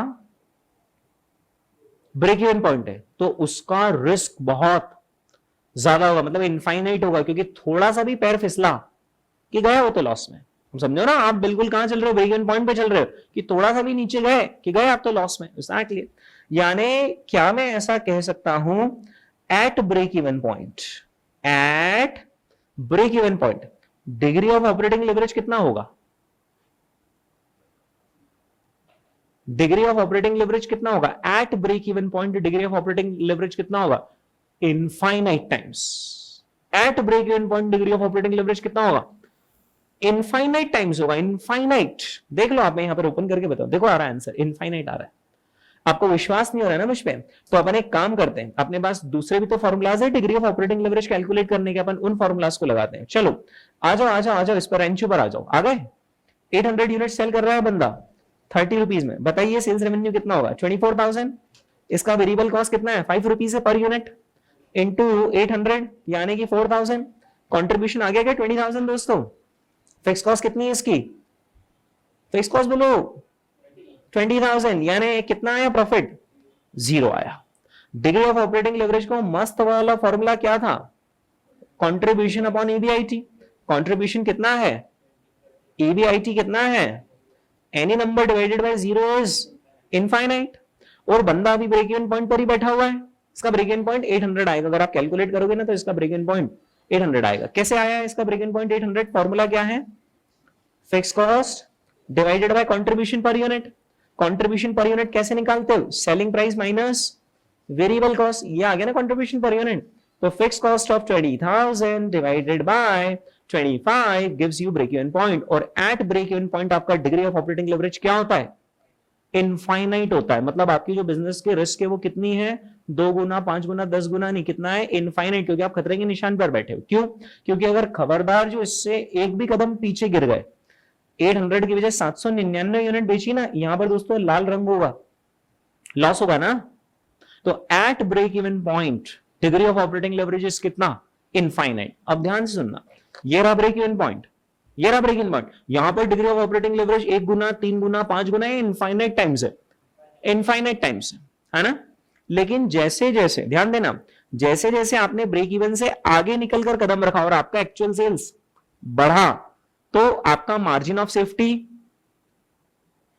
हुआ ना कुछ, और जैसे ही मार्जिन ऑफ सेफ्टी बढ़ेगा तो बिजनेस की रिस्क कम हो जाएगी, है ना। और मार्जिन ऑफ सेफ्टी बढ़ा यानी आपका एक्चुअल सेल्स और अगर बढ़ गया बढ़ गया बढ़ गया बढ़ गया बढ़ गया, तो degree of operating leverage being the measure of business risk कम होता जाएगा। और वही तो यहां पर हो रहा है, at break even point degree of operating leverage is infinite. अब आप जब ब्रेक इवन पॉइंट से आगे बढ़ते हो तो आपका रिस्क कितना है, 5 टाइम्स। आप अगर और आगे बढ़ते हो तो आपका रिस्क कितना है, 3 टाइम्स। और अगर आप और ज्यादा दूर, समुद्र से आप 1000 फीट दूर बैठे हो तो आप और सेफ हो, तो आपका बिजनेस रिस्क का मेजरमेंट और कम आता चला जाएगा। Is that clear. इसीलिए ध्यान रखना, जो लार्ज कैप कंपनीज होती है ना वो सेफ होती है। हिंदुस्तान यूनिलीवर का ऑपरेटिंग लेवरेज ज्यादा नहीं, उनका ऑपरेटिंग लेवरेज काफी कम है, तो उनको एडवांटेज कम है, लेकिन at the same time safety भी है। आपने उसके शेयर में पैसा लगाया तो एकदम डूब नहीं जाएगा, लेकिन स्मॉल कैप में रिस्क क्या है कि बस कल को अगर रिवर्स गियर लगा उनमें तो गई कंपनी बंद हो जाएगी। तो जिसका ऑपरेटिंग लेवरेज ज्यादा होता है ना, जैसे 5 टाइम्स होता है, उसको फायदा भी और नुकसान भी। फायदा क्या है, ऊपर गया तो बहुत ऊपर जाएगा, नुकसान क्या है, नीचे आए तो जोरों से नीचे आएगा। Is that clear. कुछ कुछ चीजें आ रही है दोस्तों समझ में, है ना। ओके, ये हमने यहाँ पर डिग्री ऑफ ऑपरेटिंग लेवरेज का दोस्तों एक बेसिक डिस्कशन किया है ना। अपन इस डिस्कशन को सम अप कर लेंगे अपने अगले एपिसोड में, है ना, और फिर अपन इससे रिलेटेड क्वेश्चंस भी करने लगेंगे दोस्तों। अभी के लिए बस इतना है। ओके।